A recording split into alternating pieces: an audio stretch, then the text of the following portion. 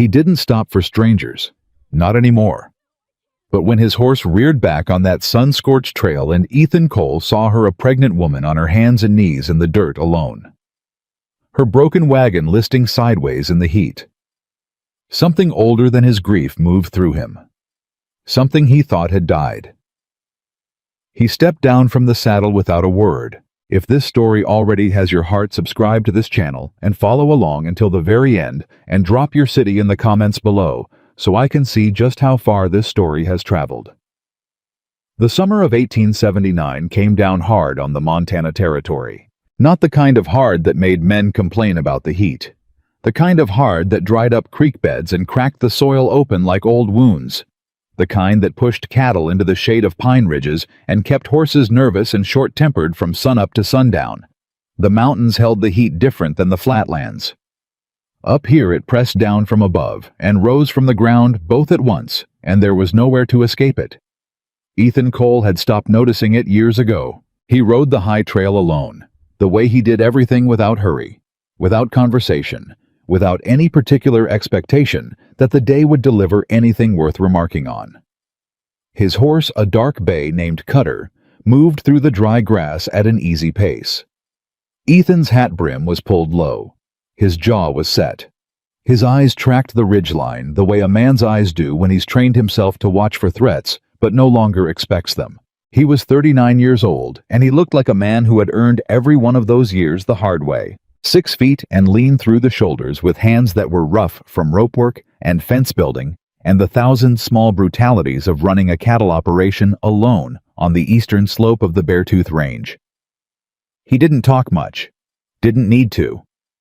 The only living things that required conversation from him were his 4 horses and the occasional stray calf that wandered too close to the tree line. Everything else in his life had learned to make do without his words. That was how he preferred it. He had not always been a solitary man. There had been a time, and it felt like someone else's life now, like a story he'd been told about a stranger, when Ethan Cole had a wife, a small ranch in the valley, and enough hope in his chest that it actually ached. Sometimes the good kind of ache that comes from wanting things and believing you might get them. Her name had been Margaret, and their son had been named Thomas. He'd been 4 years old. They were gone now, 3 years gone, and Ethan had done what grieving men sometimes do when the world takes everything from them at once. He'd moved higher up the mountain, pulled the road in behind him, and decided that the only life worth living was one small enough that losing it wouldn't destroy what was left of him. It was a strategy. It wasn't living. But he hadn't figured out the difference yet. He was halfway down the long switchback that descended toward the lower meadow when Cutter stopped. Not the slow, distracted stop of a horse that wanted grass. The hard, sudden stop of an animal that had heard or smelled something that didn't fit. Ethan sat very still. His hand didn't go to his rifle. Not yet. He just listened. Wind through the pine needles. A hawk somewhere far above. The dry creak of something wood, maybe. And then barely there, beneath the other sounds, a voice. A woman's voice. He almost didn't recognize it as such. It was too thin, too broken. More like breath shaped into sound than actual words.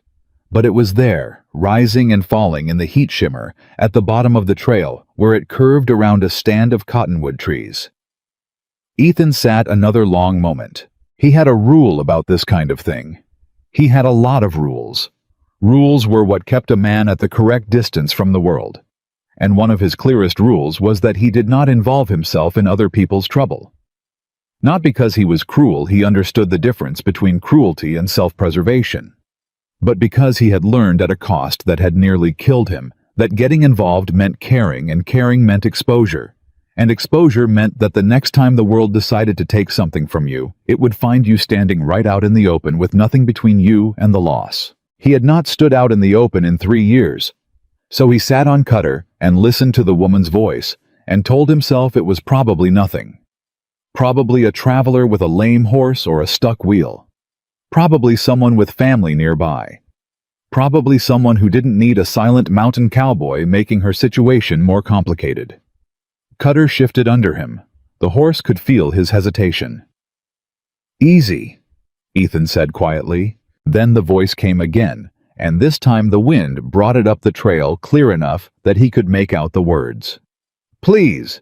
Somebody, please!" He was moving before he'd made the conscious decision to move. Cutter picked the path down around the cottonwoods at a careful trot, and when they came around the bend, Ethan pulled up short. The wagon had come off the trail on the outside of the curve where the ground dropped away into a dry gully. One of the rear wheels had broken clean through the spokes, splintered the rim bent at an angle that made it obvious there was no fixing it out here, not with anything a traveler would be carrying. The wagon had lurched sideways when the wheel gave way, and it had stopped only because the left front wheel had caught on a boulder. It sat at a precarious tilt, the canvas cover hanging loose on one side. The horse that had been pulling it, a thin chestnut mare, stood in the traces, with her head low spent, from heat and effort not attempting to pull anymore. She'd given up. The traces had tangled when the wagon listed, and she'd simply stopped. And on the ground beside the wagon on her hands and knees in the dirt, and the heat, was a woman. She was young, late 20s maybe. Brown hair that had come loose from whatever arrangement it had started the day in. A dress that was pale blue and now covered in trail dust. One hand pressed flat to the earth. One hand pressed to her side. She was very, very pregnant. Ethan's chest did something complicated. He ignored it. He stepped down from Cutter without a word and looped the reins over the wagon's sideboard. He moved toward her, keeping his footsteps deliberate so he wouldn't startle her. She hadn't seen him yet. Her head was down. "Ma'am!" She flinched so hard she nearly fell sideways. Her head came up, and for a moment her eyes, dark brown wide with pain, and something rawer than fear, went straight to his gun belt. It was the first thing women alone on the trail always checked. "I'm not going to hurt you," he said. He said it flat because he didn't know how else to say things. "What happened?" She stared at him for another second. Then her face crumpled, not into weakness he would understand later, but into the particular kind of relief that breaks over a person when they've been holding themselves together so hard for so long that the sight of another human face is almost more than they can stand. "The wheel," she managed. "The wheel broke, and I can't." She stopped, pressed harder on her side. "Something's wrong. How long have you been down?" "I don't, an hour maybe. I don't know." She tried to push herself upright and couldn't, and the sound she made trying not to cry out was the kind of sound that settled somewhere in Ethan's sternum and didn't leave. "My name is Rose Calloway. I'm traveling alone. I know it was foolish. I know it, but I didn't have a choice. I didn't have—" "Ma'am." He cut her off, not unkindly. "I don't need your justifications. I need to know if it's the baby or something else." She blinked. Then something shifted in her face, some small recalibration, like she'd expected judgment and received something different. "I don't know. The pain started about 20 minutes ago. It might be from trying to manage the horse when the wheel, but it might not be." Ethan crouched down to her level. He looked at her face, the color of it, the set of her jaw. He'd helped 2 mares foal in the last year, and he was not in the practice of comparing women to horses, but he understood bodies under strain. He understood pain and how people hid it. She was hiding a great deal of it right now. "Can you stand?" he asked. "I think so. If you—" She reached a hand out. He took it, steady, careful, without ceremony. He got her to her feet slowly, and she stood with one hand on his arm and one hand pressed to her lower back, breathing through her teeth. "All right," he said. "I just need to rest a moment," she said. "If you could help me get the wheel off that rock, so the horse can—" "Your horse is done," Ethan said. "Look at her." Rose looked. The mare's sides were heaving in a way that had nothing to do with effort and everything to do with the heat and the exhaustion underneath it. Rose's face went through several things in quick succession, denial, calculation, and then a grief that was clearly about more than the horse. "She belonged to my husband," Rose said quietly. Ethan said nothing. He waited. "He died," she said. 4 months ago. I've been trying to get to my sister in Billings. She said she'd—" Rose stopped, straightened her spine. He watched her do it, watched her consciously rebuild whatever wall had come down when she'd first seen him. "I'm sorry, you don't need my troubles." "How far along?" he asked. She looked up at him. "The baby," he clarified. 7 months. A pause. Almost 8. His jaw tightened. He turned toward the wagon. "What do you have in here that you absolutely cannot leave?" She stared at him. "What?" "Your wagon is not moving today. Your horse cannot pull it if it was. If you've got things in there you need, we take them now." "What can't you leave?" Rose Calloway looked at the tilted wagon, at the broken wheel, at the spent mare standing in the traces, and he watched understanding settle over her, the way it does when a person stops arguing with a situation and begins to accept it. "There's a trunk," she said. "In the back. It has papers, and some clothes, and a box." "What's in the box?" Something crossed her face, brief and guarded. "Nothing that concerns anyone but me." He held her gaze for exactly 1 second. Then, he turned toward the wagon. "Stay there." He climbed up into the tilted bed without ceremony and found the trunk immediately old solid, bound with leather straps. He dragged it to the tailgate. Then he found a smaller box beneath a folded quilt, cedar-sided, latched shut. He added it to the tailgate. Rose had managed to make her way around to the back of the wagon. She was watching him. "You didn't have to—" "Which thing's on top of those?" he asked, nodding at the rest of the wagon's contents. She hesitated. "The quilt, and there's a lantern that was my mother's." He handed them down without comment. Then he climbed down, checked the straps on Cutter's saddlebags, and started considering how to manage the weight distribution. "You'll ride," he said. "I'll walk. I'm not putting you out of your saddle." He looked at her. Just looked. "Ma'am," he said slowly, "you are 7 months pregnant, possibly in early labor, standing on a trail in the Montana Territory, with no horse, no working wagon, and approximately 4 hours until sundown. You are going to ride." Her chin lifted. He noted it, the reflex of a woman who'd spent years not being argued with. "I don't know you." "No?" He agreed. "You don't.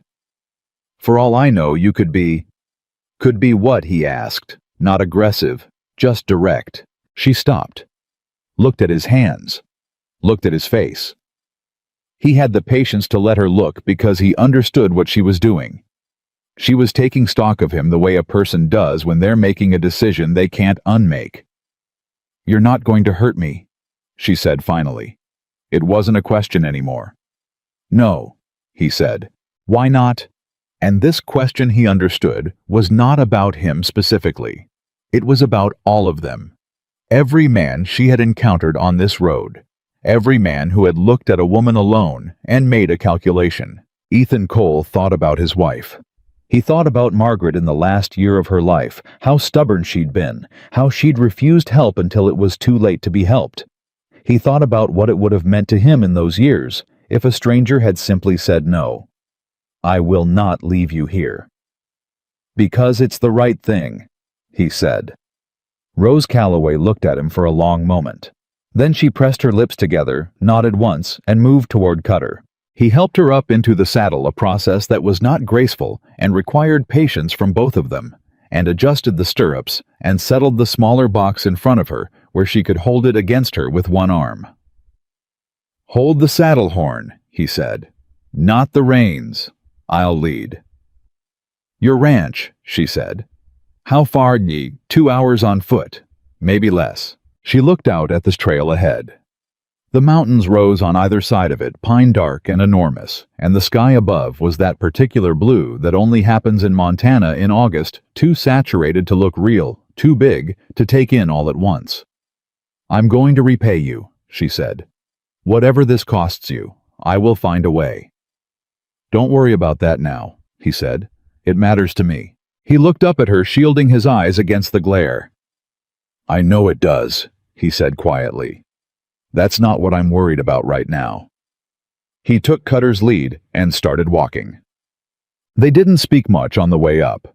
He watched the trail, and she watched the mountains, and somewhere in the silence between them, the afternoon aged toward evening, and the heat began very slowly to release its grip. He had set himself a different pace than usual, slower, watching the horse's movement, watching her face. She wasn't complaining. That told him things about her that she probably hadn't intended to reveal. She held the cedar box against herself with one arm and the saddle horn with the other, and she kept her back straight, and she breathed through the pain when it came, and she did not make a sound. He noticed all of it. He did not ask about the pain again until they had crested the second ridge and the ranch came into view below the low-roofed main house, the barn, the horse pasture still holding the day's last light in the grass. "Still coming?" he asked. "Intermittently," she said. "Maybe 10 minutes apart." He stopped walking. She noticed. "Keep going," she said. "Please. I need to be somewhere that isn't the middle of a trail." 10 minutes is concerning. I know. Her voice was entirely steady. He had the feeling she had been practicing that steadiness for months. "But it's been 10 minutes apart for the last hour, and it hasn't changed, so either it's something else or it's very, very early. Either way, we're better off moving." He studied her face for another moment. Then he started walking again. "You've done this before," he said. It wasn't quite a question. A long pause. "I had a daughter," Rose said. 2 years ago. She lived 4 days. Ethan said nothing. He kept walking. He understood in the way that broken people understand each other without requiring elaboration exactly what those 4 days had cost her. Exactly what kind of weight she was carrying into this second pregnancy. Exactly how much courage it had taken to walk up to this particular fear all over again. He didn't say any of that. What he said was, "I've got a spare room. It's plain, but the roof doesn't leak." He heard her exhale slow, careful, like she was holding the grief back until she had somewhere safe to set it down. "Thank you," she said, very quietly. "Don't thank me yet," he said. "You haven't seen the cooking." And to his considerable surprise, Rose Calloway laughed. It was small, barely a sound, but it was real, and it moved through the evening air between them and settled somewhere in his chest in a place that had been closed for a very long time. He didn't examine it. He just kept walking. The ranch house was clean. He was not a man who tolerated mess, not because anyone had taught him to care about appearances, but because the discipline of order had kept him functional through the worst of his grief. He'd learned early that a man whose surroundings are in chaos will eventually stop being able to manage himself. So the house was clean, and there was firewood stacked inside, and the spare room had a bed with a real mattress that had belonged to his mother. And when Rose stepped through the door and looked around at all of it, she stopped walking. "You live here alone," she said. "Yes." "It doesn't look like it." He didn't know what to say to that, so he said nothing and gestured toward the hallway. "Bedroom's this way." She followed him. He showed her the room. She stood in the doorway looking at the bed, the way some people look at things they don't believe they're permitted to want. "I don't want to impose," she said. "Ma'am." He stopped, turned toward her. "You are not imposing. You are a woman who needs a safe place to sleep tonight, and I have one. That's the entire situation." She looked at him for a long moment. In the fading light through the window, he could see how tired she was. The kind of tired that went past the body and into something deeper. The kind of tired that comes from carrying more than your share for too long. "My husband's name was William," she said. "It seemed to come from nowhere. He died of fever. We were supposed to make this trip together." A pause. He'd been planning it for 2 years. He had this idea about Montana, about starting fresh. He used to say the mountains didn't know your history. You could just be whoever you needed to be. Ethan was quiet for a moment. He wasn't wrong about that. No. She touched the doorframe lightly. He wasn't wrong about much. There was a grief in it that Ethan recognized as the specific grief of loving someone who made sense, who fit the shape of the world the way good things fit, and losing them before you were done needing them. He said, "There's water in the pitcher on the dresser. I'll heat something for supper." "You don't have to." "I eat supper every night," he said. "It's no more trouble to make it for two." She looked like she wanted to argue. Then she pressed her lips together and nodded. He left her to it. He made what he had: salt pork and beans, and cornbread that came out better than he expected, which was either good luck or the fact that he'd been paying more attention than usual. She came out of the bedroom for supper. She'd washed her face and rebraided her hair, and she sat at the table with her hands folded in her lap like she was trying to take up as little space as possible. He set food in front of her. She ate with the focused attention of someone who needed the calories and knew it without pretending she wasn't hungry. He respected that. They were mostly quiet. Outside, the night was coming in full, and the stars over the Montana mountains were extraordinary, the way they always were up here, more stars than sky. At some point she said, "The box." He looked up. "The cedar box. You asked what was in it." He waited. "My husband worked as a land surveyor." She said it carefully, like she was placing something fragile on the table between them. He found irregularities in some of the land grant documents coming out of the territorial office. False surveys, forged signatures. He was going to report it. Another pause. He got sick before he could. Ethan set down his fork. "And the people behind those documents," he said slowly. "They know about the box." Rose looked at him directly. Her eyes were very steady.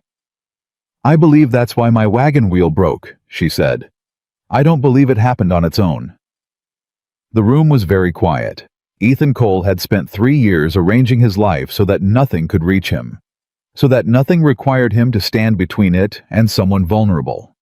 He had built those walls carefully, methodically, with the particular skill of a man who knows exactly how much he can afford to lose. He looked at the woman across the table from him, at her steady eyes and her exhausted face, and the shape of the future she was carrying into this world, despite everything. "Tell me everything," he said. She studied him for a moment. "You should know what you're getting into before—" "I said, tell me everything." Her chin lifted slightly, a small adjustment. "You're sure?" He looked at her. "Ma'am, if someone tampered with your wagon wheel on a trail in the Montana Territory while you were 7 months pregnant and alone, then I am very sure." Something moved through her expression then. Something that might have been the very first edge of trust, not full, not complete, but there. A crack of light under a door. "His name," she said quietly, "is Harlan Cross. He controls most of the land grant process in this county.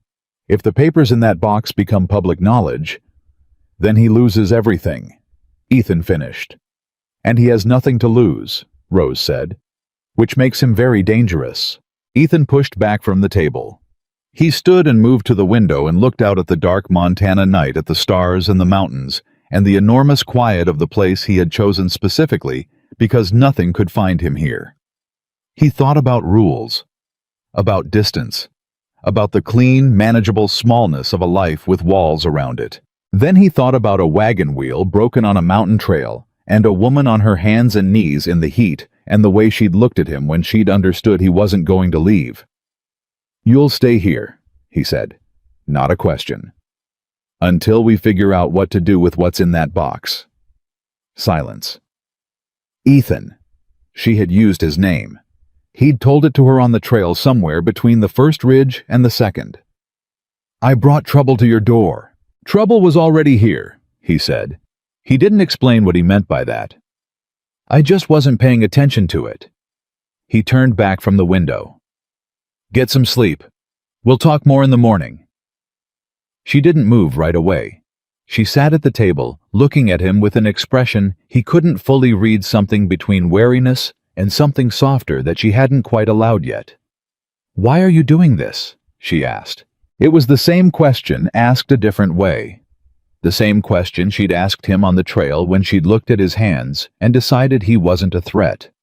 And he gave her the same answer because it was the only honest one he had. "Because it's right," he said. Rose Calloway looked at him for one more long moment. Then she nodded, and pushed herself carefully to her feet, and walked back to the bedroom. Ethan stood at the window long after he heard the door close. Outside, the Montana night was enormous and very still. Somewhere in the dark, on a trail below the second ridge, there was a broken wagon with a cedar box full of papers that someone powerful wanted destroyed. And here inside this house that had been silent for 3 years, there was a woman sleeping in his mother's room, and the baby she was carrying, and whatever came next.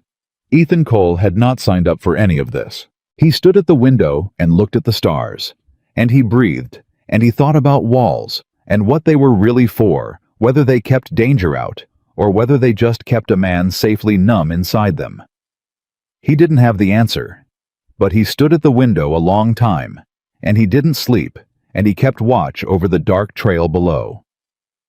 Because someone had to. He didn't sleep that night. Not really. Ethan sat in the chair by the front window with his rifle across his knees and his eyes on the trail below, and the hours moved over him the way hours do when a man has too much to think about and not enough answers to think with. The stars shifted. The wind came down off the high peaks and moved through the grass in long, slow waves. Somewhere in the dark, an owl hunted. Somewhere in the house behind him, Rose Calloway slept in his mother's room, and the cedar box sat on the kitchen table, and everything he had spent 3 years building around himself felt suddenly very thin. He was not a man who made decisions quickly. He was not a man who made them slowly either. He made them the way he'd always made them, by sitting with a thing until it settled into its true shape, and then responding to what was actually there instead of what he wished was there. What was actually there was this: a pregnant widow with evidence of land fraud against a powerful man sleeping in his house 2 hours up a mountain trail from a broken wagon that someone had probably tampered with on purpose. That was the shape of it. He sat with it until first light came gray through the window, and Cutter moved in the pasture, and the day began to declare itself whether he was ready or not. Then he set the rifle by the door, and started the fire for coffee. Rose was awake before the coffee was done. He heard her moving in the bedroom, careful, deliberate movement, the kind that told him the pain from the night before hadn't entirely released her. He didn't go to the hallway. He waited. He poured 2 cups when the coffee was ready, and set one at her side of the table, because there was a her side of the table now, apparently, which was a thing he hadn't had in 3 years. She came out in a clean dress, pale yellow, this time her hair already braided. She looked better than she had the night before, which was not the same as looking rested, but it was something. She saw the coffee and stopped. "You didn't sleep," she said. He looked at her. "How do you know?" "You're wearing the same clothes." He almost said something about how that didn't prove anything. Then he decided it wasn't worth the effort. "I kept watch." She sat down slowly, both hands on the table, and looked at him with those steady dark eyes. "You kept watch because of what I told you last night?" "Yes." "Ethan." She wrapped both hands around the coffee cup. "I didn't tell you that so you would—" "I know why you told me," he said. "And I kept watch because I decided to, not because you asked." She was quiet for a moment. He could see her deciding whether to push back on that. She had the look of a woman who was accustomed to pushing back. She didn't. She drank her coffee instead, and he recognized that too, the particular grace of someone who knows when to let a thing be. "The pains stopped," she said. "In the night. I don't think it's time." "Good. But they could start again." "I know." "If they do—" She stopped, started again. "I've helped at 2 births. I know what to do if there's time, but if it happens fast—" "I've helped bring livestock into the world for 20 years, he said. "I know it's not the same thing." She stared at him. "But the principle is similar enough," he said, "that you don't need to be afraid on that account." She kept staring. Then, unexpectedly, a short sound escaped her, Not quite a laugh, more like the ghost of one surprised out of her before she could stop it. "You're a very strange man," she said. "So I've been told." She shook her head slowly. Then she looked at the cedar box on the table. The ease that had briefly flickered between them went out of her face, and she became again the woman who was carrying something heavy. "I need to tell you the rest of it," she said. "I figured." She set down her cup. "William, my husband, he started noticing inconsistencies in the surveys about 8 months before he died. Parcels that appeared on the official maps but didn't match the physical land, boundaries that had been quietly shifted. He thought at first it was clerical error." She paused. "Then he found a name on 3 of the documents that shouldn't have been there. A man who'd been dead for 2 years. Someone was using that name to sign off on surveys. Someone with access to the Territorial Land Office." Ethan said nothing. He watched her face. He spent 4 months gathering documentation. Everything in that box surveys correspondences, signed affidavits from 2 homesteaders who'd been pushed off land they'd legally claimed. He was going to take it to the Federal Land Office in Helena. She stopped. "He got sick in April. Fever. It moved fast." Her voice stayed level throughout all of this. It was the levelness of someone who had told a fact so many times in their own head that it had become a fact and nothing more, at least while they were telling it. "He died in 3 weeks. And the box," Ethan said. "He told me about it 2 days before he died. He made me promise to get it to Helena." Her jaw tightened. "I intended to go directly, but there were things to settle, the house to close, funds to arrange. It took longer than I expected, and I think someone started watching me. Someone connected to Harlan Cross." "You think the accident yesterday was Cross's doing?" "I think someone loosened the wheel pin," she said quietly. "It was holding fine for 2 days of travel. That kind of failure, it doesn't happen that way on its own. Not usually." Ethan turned this over. "Cross would need someone on the road, someone watching the main trail." "He has men," Rose said. "William mentioned that. Cross keeps men on retainer, not outlaws exactly, more like hired hands who don't ask questions about what kind of work they're doing." Ethan stood and moved to the window. He looked at the trail below.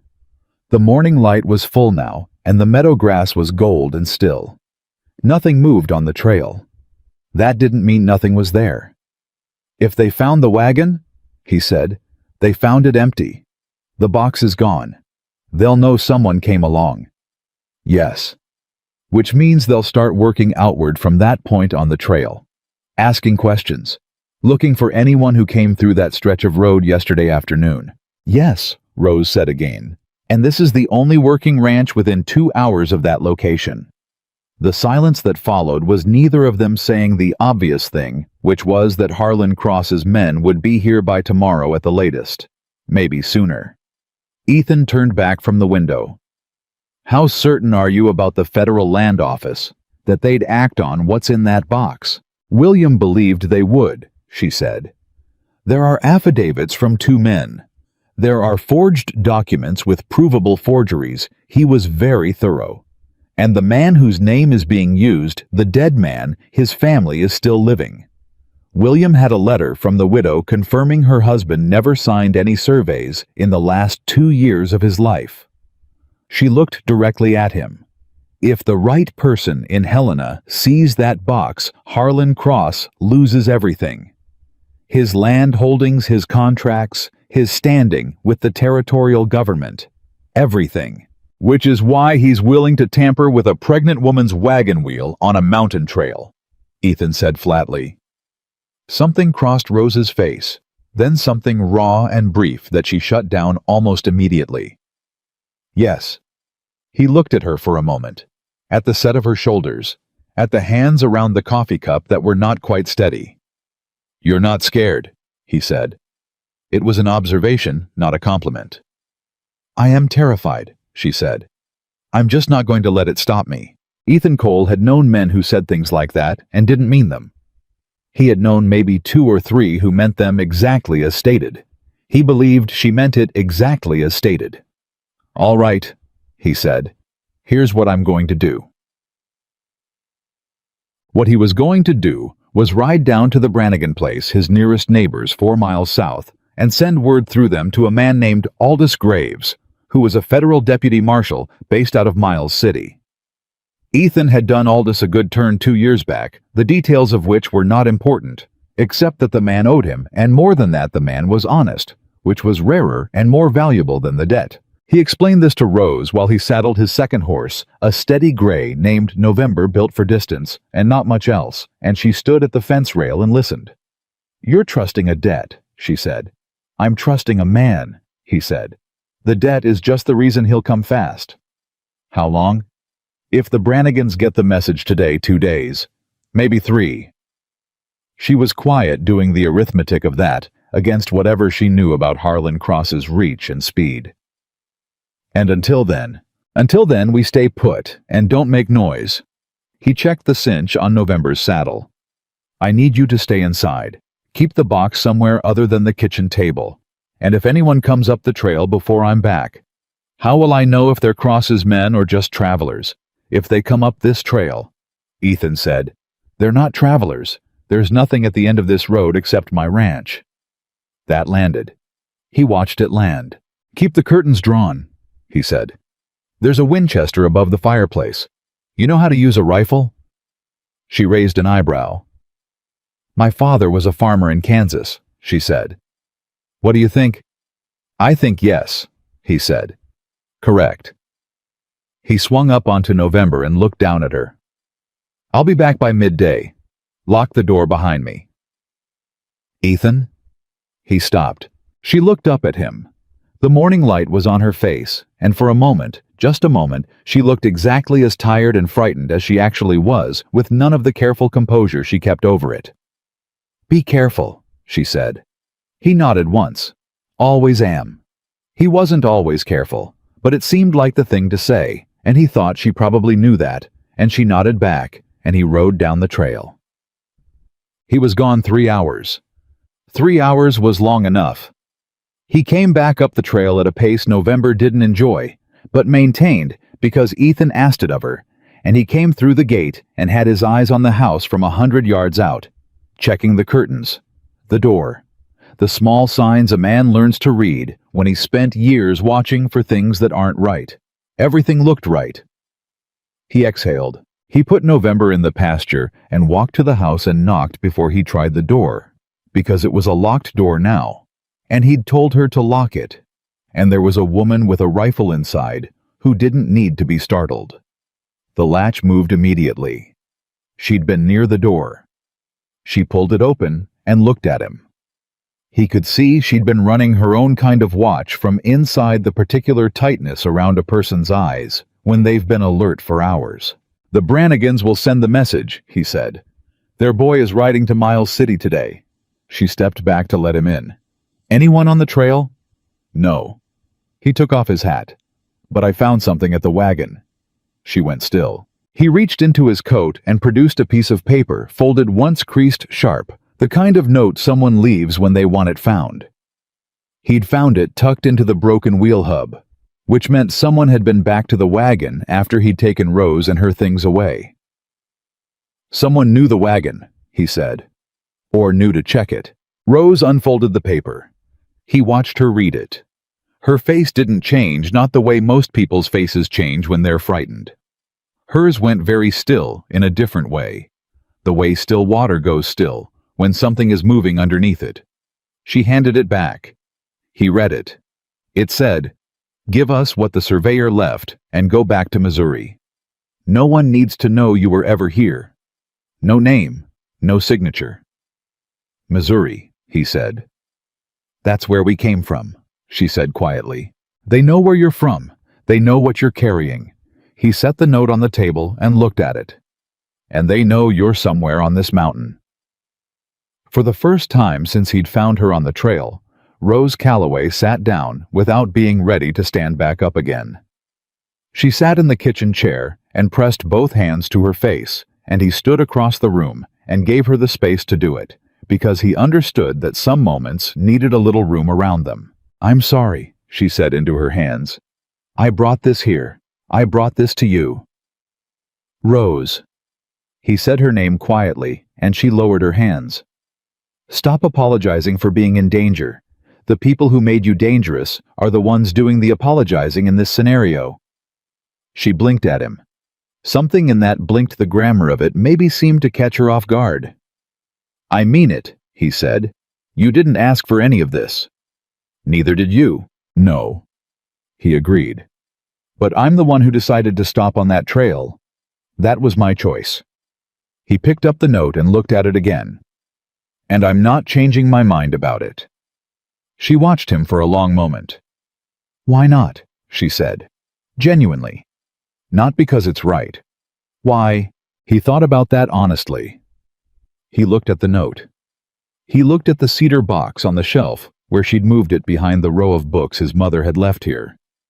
He thought about 3 years of silence and walls, and the efficient management of a life that didn't ask him to care about anything. Because I forgot, he said slowly, that protecting someone is different from losing them.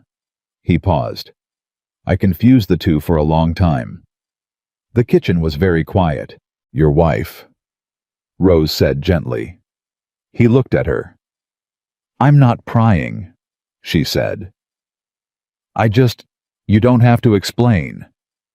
Her name was Margaret, he said. She died in a ranch fire, 3 years ago. I was in the north pasture. By the time He stopped, started again. Our son was inside. Rose closed her eyes briefly. I built this place up here because I thought distance was the same as safety, he said. Turns out, it's just distance. She didn't fill the silence with condolences. He was grateful for that. She just let it be what it was, the way he'd let her grief be what it was, on the trail the day before. William used to say, grief was a room you had to live in before you could move through it, she said finally. I thought that was a very unhelpful thing to say when he said it. She looked at the box on the shelf. I understand it better now. Ethan sat down at the table across from her. First time he'd sat across from another person at this table in 3 years. It felt strange, not bad, just strange. Tell me about him, he said. William. She looked surprised. Why? Because you're carrying something that belonged to him and you're risking your life for it, and your baby's life, he said. I'd like to know the kind of man that was worth that. Something moved through her face, unexpected, unguarded. Like a window opening in a wall, and she told him. She talked for an hour. He listened the way he listened to things fully and without interruption, and she told him about William Calloway, who had been a surveyor and a reader of books, and a man who believed perhaps too earnestly for his own good that the law was a thing worth holding to, who had grown up in St. Louis and found the West on a map and never quite recovered from the discovery, who had made Rose laugh on their first meeting by confidently mispronouncing 3 consecutive words in a conversation about cattle, and then absolutely refusing to be embarrassed about it. She told him about the daughter they'd lost, Eleanor. They'd named her Eleanor Marie, and the 4 days of her life, and the way William had held her without stopping, as though if he held her hard enough and long enough, he could keep her. She told him how he'd looked when the fever took him, how she'd sat beside him and read aloud from the book of maps he loved so that the last thing he heard was the names of places he'd always wanted to go. Ethan listened to all of it. When she was done, the kitchen was afternoon lit and quiet, and Rose looked lighter, not less sad, but lighter. The kind of lightness that comes from setting something down briefly.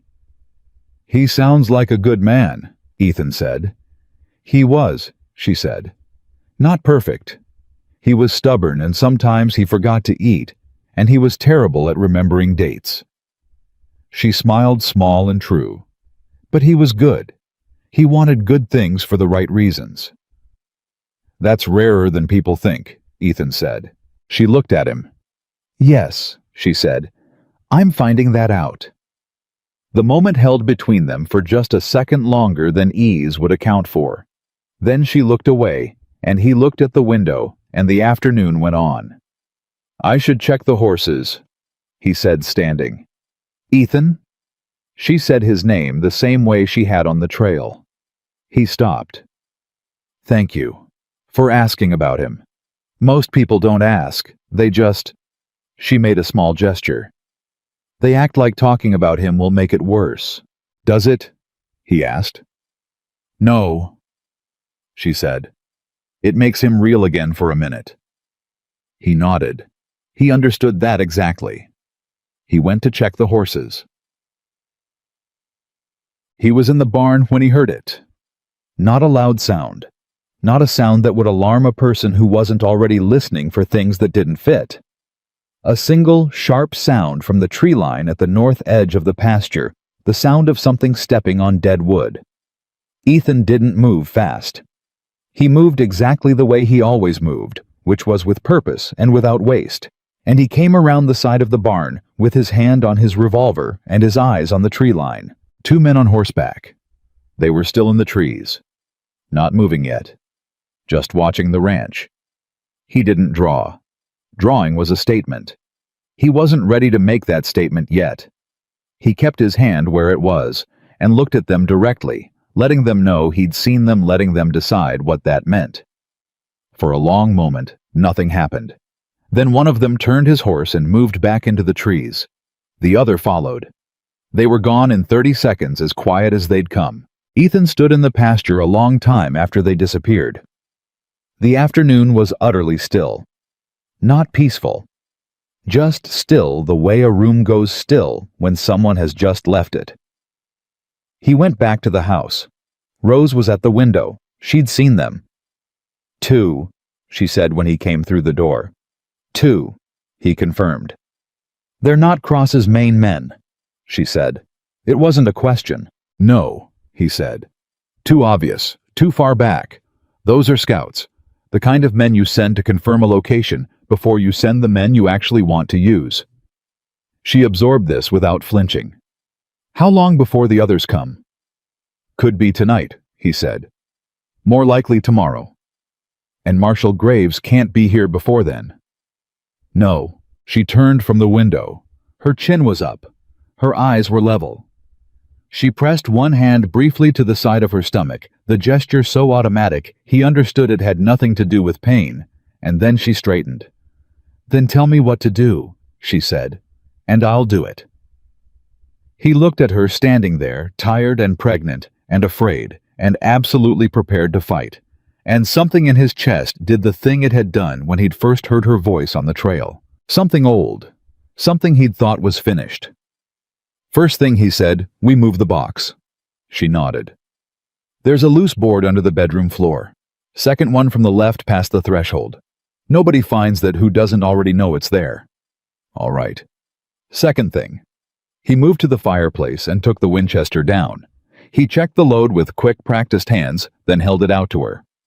You sleep with this tonight. She took it without hesitation, held it with the easy familiarity of someone who actually knew what she was holding. Third thing, he said. She waited. Try to eat something, he said. You haven't eaten since breakfast and you're doing enough work keeping that baby safe without running on empty. She stared at him. He stared back. That's your third tactical priority, she said slowly. Supper. It's not tactical, he said. It's practical. A long pause. You are, she said again, quieter this time, with something in it he hadn't heard the first time she'd said it, a very strange man, Ethan Cole. So I've been told, he said, and went to cook supper. She helped despite his clear intention that she would not. She sat at the table and sliced cornbread with the focused efficiency of someone who spent the first 25 years of their life in a kitchen where you helped, or you went hungry, and she talked while she did it, not about Cross, not about the men in the tree line, not about the box under the bedroom floor. She talked about her sister in Billings, who was named Harriet, and who was apparently a force of nature in the specific way that certain Kansas women became forces of nature, which Ethan gathered had something to do with the particular combination of prairie weather and personal stubbornness. He cooked and listened, and didn't say much. But the kitchen was warm and the food was good, and the evening came on outside, and somewhere in the middle of it all, Somewhere between the cornbread and the sound of the wind in the eaves, the house felt different than it had that morning. Felt less like the quiet structure a man builds around his grief. Felt more like a house. He didn't remark on it, but he noticed. After supper, she took the box to the bedroom and put it under the floor the way he'd shown her, and he checked the latches on every window and moved the chairs back from the walls and made the small, practiced adjustments that a man makes to a space when he's preparing it to be defended rather than lived in. She watched him do it from the doorway of the hallway. "You've done this before," she said. "Once or twice." "Since Margaret." He paused at the parlor window. "Before," he said. "I wasn't always a rancher." She let that sit for a moment. "What were you before?" He looked at her. "Army Scout, 4 years. Then Pinkerton briefly, which I didn't take to. Then I came out here and built something that was mine." He moved to the next window. "Didn't think I'd need the old skills again." "Do you mind," she said, "that you need them now?" He thought about it honestly. "No," he said to his own mild surprise. "Not particularly." She nodded slowly. "Good night, Ethan." "Good night, Rose." She went to the bedroom. The door didn't close all the way, left an inch of space, he noticed, so she could hear the front of the house. He set the chair back by the front window, rifle on his knees. Outside, the Montana night was enormous and dark and completely without sound. He watched it the way a man watches something he doesn't entirely trust. And somewhere past midnight, when the silence had gone on long enough that a less experienced man might have been lulled by it, Ethan Cole heard hoofbeats, not 2 horses, more, coming up the trail at a pace that didn't bother with quiet. He was on his feet and at the bedroom door in 4 steps. "Rose," he said. She was already awake. He could see the Winchester in her hands. "I heard," she said. He looked at her in the dark. At this woman he had known for less than 24 hours who was holding a rifle and meeting his eyes without flinching. And he thought briefly with the part of his mind that was not already running calculations about sightlines and approaches, and how many men made that kind of sound on a mountain trail that William Calloway had been right about one thing. He'd chosen well. "Stay in the room," Ethan said. "Unless they get past me." "If they get past you." "They won't," he said. "But if they do, you protect that baby." She held his gaze for one hard second. "Don't let them get past you," she said. He turned back to the front of the house. The hoofbeats were getting closer. There were 4 of them. Ethan knew it before they reached the gate.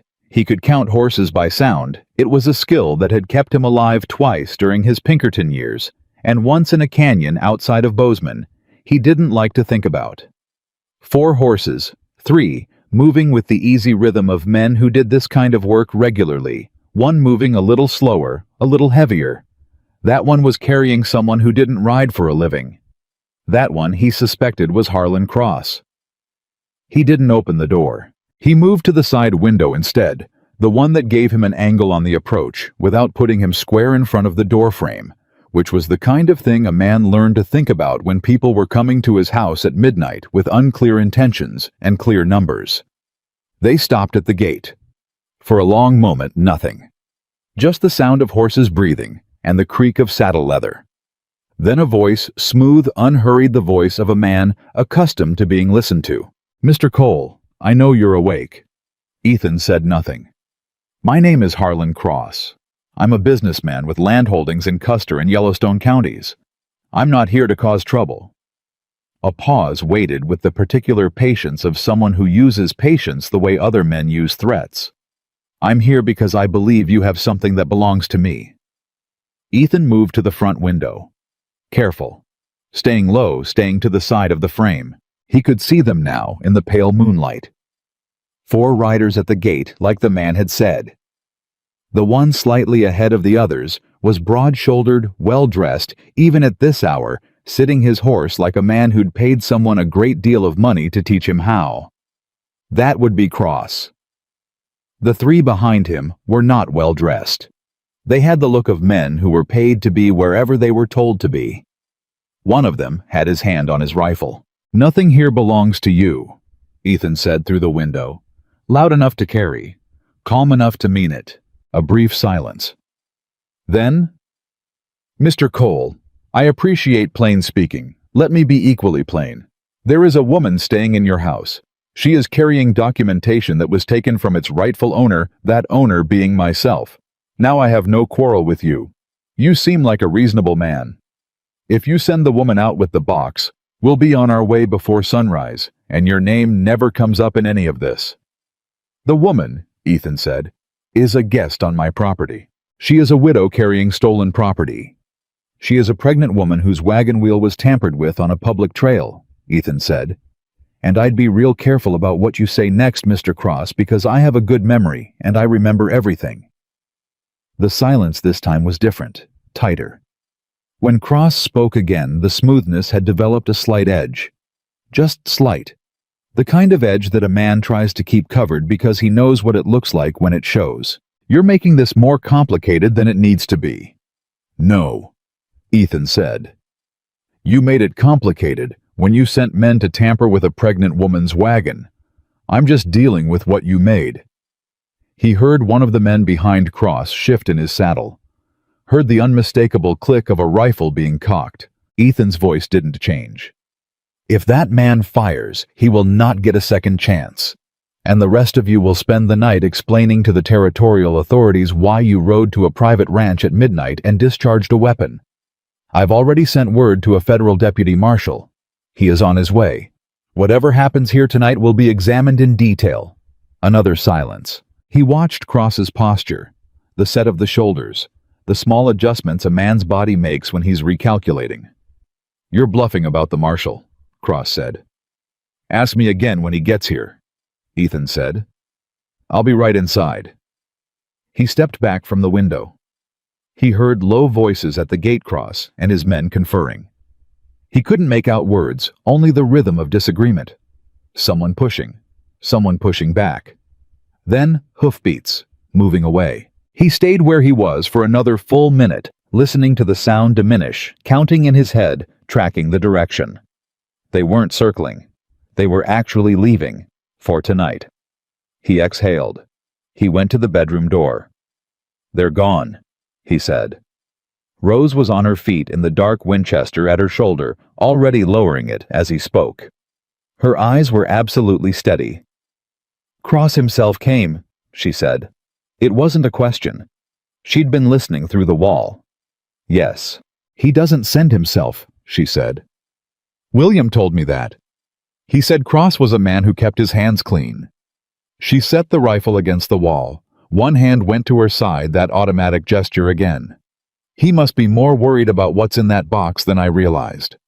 Ethan stepped into the doorway. How long has he known William was gathering evidence? I don't know exactly. She sat on the edge of the bed. The composure she'd been holding started to show its edges, not break, just show. Like watching good timber begin to flex under more weight than it was built for. Long enough. William said he started being followed 2 months before he got sick. And after William died. 3 weeks after someone broke into our house in Missouri. Her voice stayed even. They were neat about it. Tried to make it look like nothing had been disturbed. But I knew my own home. She pressed her lips together. That's when I knew I had to leave. You should have gone straight to Helena, he said. Without judgment. Just the fact of it. I know that now, she said. I thought moving carefully would be safer than moving fast. I was trying to protect the baby. Her jaw tightened. I was wrong. You're here, he said. Boxes under the floor. Marshall's coming. She looked up at him. They'll come back. Tomorrow night, he said. Maybe sooner if Cross decides patience isn't working. What do we do? Ethan leaned against the doorframe. He turned the situation in his mind the way he turned things, looking at it from each side, accounting for weight and balance. We don't wait for them to choose the time, he said. She watched him. I need you to trust me on the next part, he said. I do trust you, she said. The words came out quickly. Then she seemed to hear herself, and something moved through her expression. Surprise, maybe at her own certainty. "I don't entirely know why, but I do." "All right," he said. "Get some sleep. I mean it this time. I need you rested for tomorrow." She looked like she wanted to argue. She was very good at looking like she wanted to argue. "Ethan," she said. "Rose. If something happens, nothing's happening tonight. They're gone. But if—" She stopped, looked at her hands. "There's a letter in the box, addressed to Harriet, my sister. If something happens to me, I need someone to— I'll see that she gets it," he said. Quiet, absolute. She looked up at him. He watched the thing she was holding together hold together, and he understood exactly how much effort that was taking.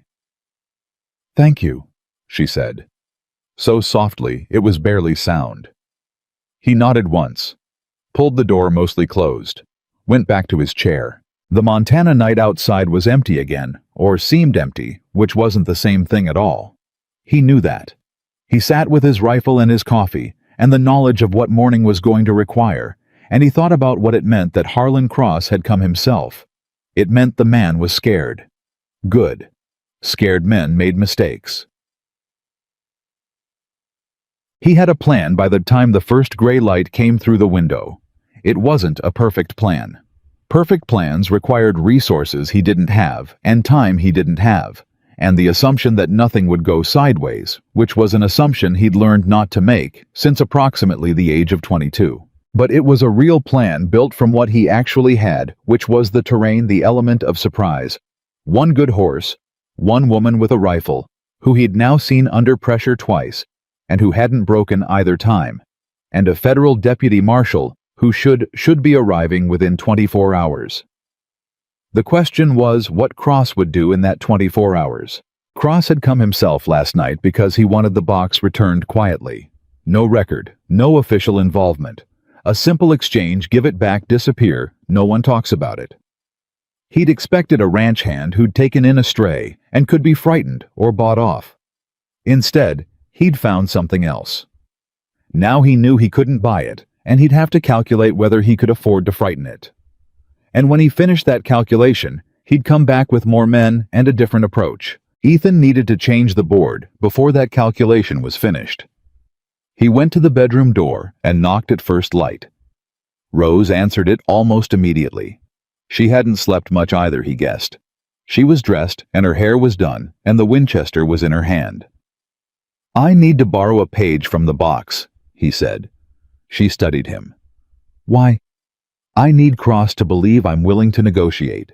I need him to meet me somewhere specific." A pause. "You're going to draw him away from the ranch." "I need him away from his men, or most of them." He looked at her directly. "He'll bring someone. Always does with men like him. But if I can get him to meet me at the lower meadow down near the cottonwoods where I found you, he won't bring all four. Too obvious for a negotiation. He'll bring one, maybe two." "And at the lower meadow you have the advantage," she said. "I know that ground," he said. "He doesn't." She was quiet for a moment, turning it over. "And I stay here." "You stay here," he said. "Box under the floor. Winchester in your hands. If anyone comes to this door who isn't me, you don't open it." "What if it's Cross's men?" "The house is built from 6-inch pine," he said. "You get to the back room and you stay low and you wait. Don't open the door for anyone until you hear my voice." "And if your voice doesn't come?" she asked. "Direct, unflinching." He looked at her. "Then when morning comes and it's quiet, you take November from the pasture and you ride north. There's a town called Harker's Crossing, 12 miles. You go to the sheriff. Not the land office, the sheriff. You tell him a federal deputy marshal named Aldous Graves is en route, and he needs to meet him at this ranch." She absorbed all of this, nodded once. "Page from the box," she said. "Which one?" "One of the forged surveys," he said. "I want Cross to believe I've looked through the box and I understand what I'm holding. That changes his calculation." She went to the bedroom floor without another word, lifted the board, and came back a moment later with a single folded survey document. She held it out to him. He took it, looked at it briefly, dense with figures and boundary descriptions. And there, in the bottom right corner, a signature he assumed belonged to a dead man. William was thorough, he said. He was, she said. And the pride in it was the specific pride of someone who loved a person, not despite their qualities, but because of them. He folded the paper and put it in his coat. I'm going to ride down and leave word at the trail junction. Cross has a man watching from the trees. He's been there since before dawn. He'd heard him at about 4 in the morning. One man, one horse holding position, watching. I'll make sure the message reaches Cross within the hour. And he'll come to the lower meadow. He'll come, Ethan said, because the alternative is coming here with force and leaving tracks that a federal marshal can follow. He doesn't want that. He wants this solved quietly. He checked his revolver, checked the second one, the smaller one he kept in his boot. I'm going to give him the belief that quiet is still possible. Is it? No? He said simply. But he doesn't know that yet. She watched him prepare with the focused attention of someone memorizing details. He noticed. I'll come back, he said. You don't know that. No?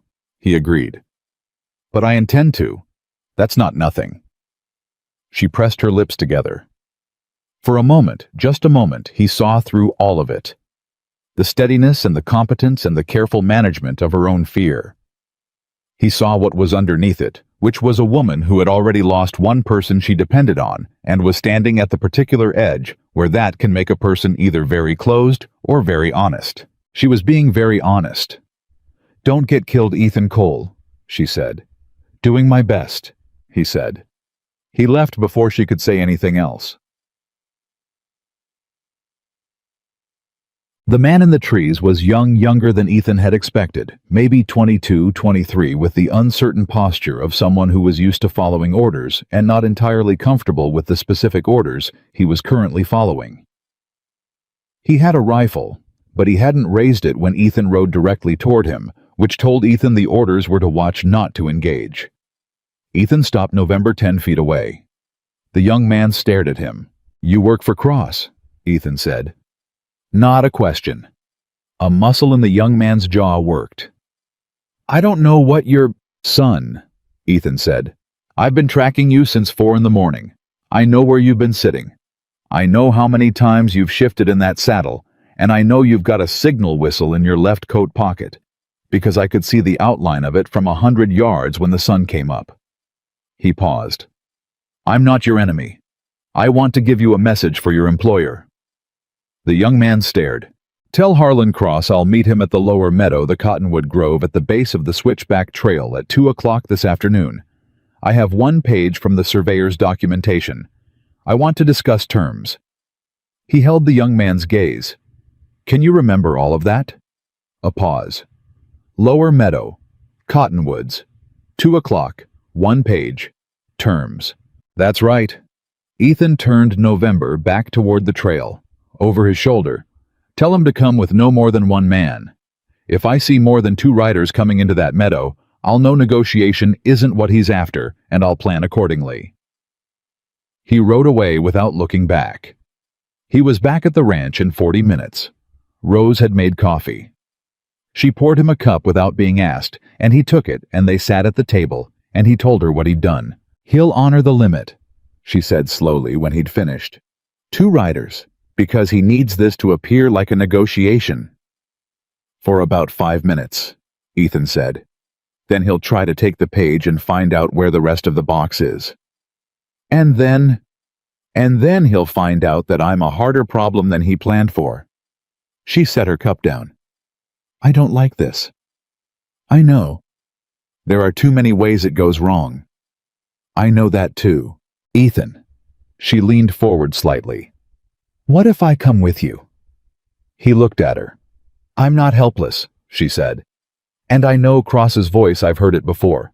William had dealings with him early on before he understood what the man was. I know how he talks when he's deciding something. I'd know before you would if he's planning something. Rose. He said her name quiet and level. You are 8 months pregnant. You are not coming to a confrontation with a man who already tampered with your wagon. I can stay back, in the tree line, You'd never know I was there. I would absolutely know you were there, he said, because I would spend the entire conversation thinking about you being there, which means I'd be thinking about the wrong thing. He held her gaze. The best thing you can do for me today is be exactly where I know you are. She stared at him. Her jaw was tight. He watched her want to argue and decide against it. You're not wrong, she said finally. The admission clearly cost her something. I usually am wrong, he said. This is one of the other times. The corner of her mouth moved, just barely. The Brannigan boy should have reached Miles City by last night, he said. If Aldous rides hard, he could make it here by evening. If, she said. If, he agreed. And if he doesn't, then I deal with what's in front of me. She looked at him for a long moment. Something shifted in her face, slow, careful, like watching ice begin to move in spring. You're not afraid of this, she said. Are you? It wasn't quite a question. He thought about how to answer it honestly. I'm careful, he said. That's not the same as afraid. No, she said. But most careful men are still afraid. I made my peace with certain things 3 years ago, he said. When you've already lost what you were most afraid of losing. A lot of other fears stop having teeth. She was quiet for a moment. Then, is that what happened? You lost the fear. I lost a lot of things, he said. The fear was one of them. I don't know if that's better or worse than the alternative. She reached across the table then, and he went very still because it was unexpected, and put her hand over his for just a moment. Not long, just long enough to mean it. It's better, she said. Right now for both of us, it's better. He looked at her hand on his. He didn't move. You're going to be fine today, she said. And then you're going to come back here. And this is going to be over. You don't know that, he said. Her own words back at her. No, she said. But I intend to believe it. That's not nothing. He looked up at her. Something moved through him that he didn't try to name because naming things made them real in ways that were sometimes more than a person could manage at once. She took her hand back, picked up her coffee. He let out a slow breath. I'm leaving at 1, he said. The rifle stays with you. Obviously, she said. He was at the cottonwoods by 1:45. He knew the spot well. He'd ridden past it 100 times, had watered his horses at the creek that ran beside it, in wetter years had sheltered there once during a lightning storm. He knew exactly where to stand to have the sun at his back and the tree cover on his left, and the creek bed dry now in the August heat, giving him a natural barrier on the right. Cross would have to come at him straight. No flanking without crossing open ground. He stood and waited. November was tied out of sight 50 yards back. At 2 o'clock exactly, he heard horses. 2 horses. He counted them. 2. He let himself exhale. They came out of the south end of the meadow cross, and one man, the same broad-shouldered, well-dressed Cross from last night, and beside him, a man who was built like he'd been assembled specifically for physical disagreement.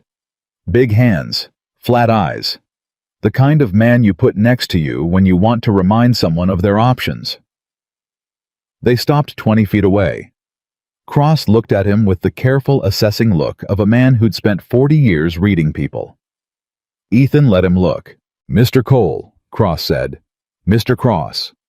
I appreciate the invitation.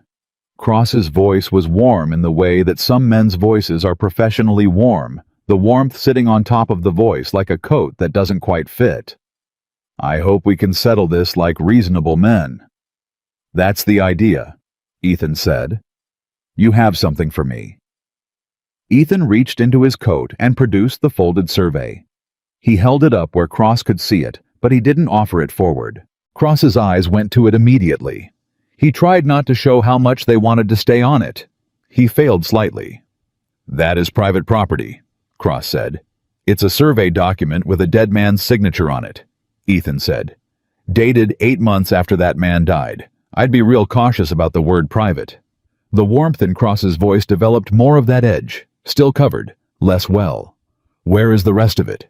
Somewhere you won't find it, Ethan said. That's what I want you to understand this afternoon. The box is gone. What's in it has been copied, and those copies are already on their way to Helena. This page is the only piece that's still here, and I brought it so you could see what's coming for you." A silence. Cross's large companion shifted his weight forward. "Easy," Ethan said without looking at the man. "I'm talking to Mr. Cross." Cross raised one hand, a small gesture, the practiced gesture of a man who expected to be obeyed, and the large man stilled. "You're lying about the copies," Cross said. "The woman has been on this mountain for less than 2 days. She hasn't had time." "Are you certain enough of that to bet on it?" Ethan said. Silence. And there it was. The crack. Small. Just a hairline. But Ethan had been watching for it, and he saw it, and he understood what it meant. Cross wasn't certain. That was the entire point. That was the thing that 3 years of holding your losses up to the light teaches you, that most powerful men are terrified underneath the power, and all you have to do is find the specific thing they're most terrified of losing. For Harlan Cross, it was the certainty.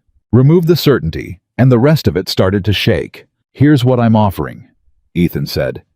"You ride away from this mountain, and you stay away. The widow and her child leave this territory safely. You spend the rest of your life managing the risk that somewhere in Helena there is documentation of what you've been doing. Maybe it surfaces, maybe it doesn't. But you'll know it exists." He paused.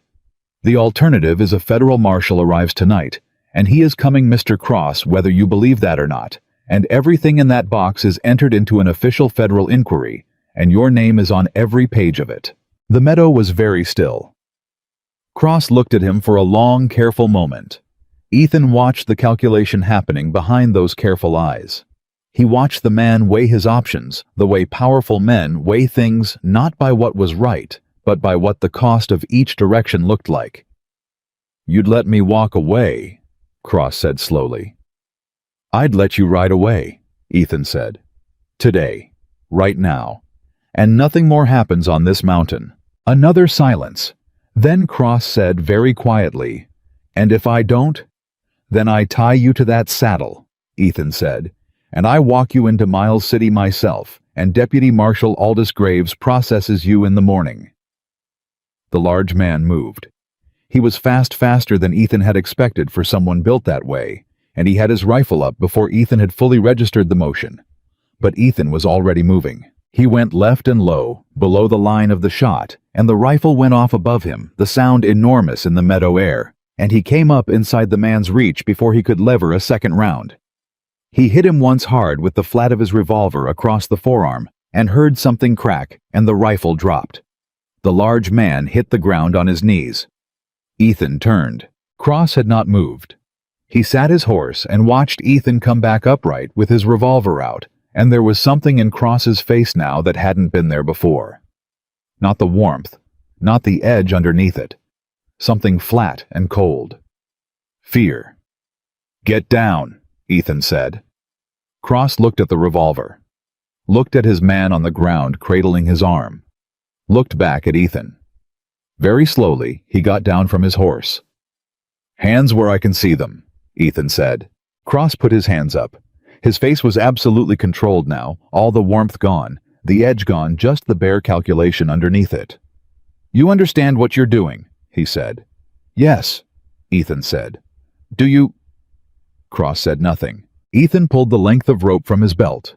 He'd come prepared for this, because this was always where it was going to end, regardless of what Cross agreed to, and he tied the man's hands in front of him, with the quick efficiency of someone who'd done it before.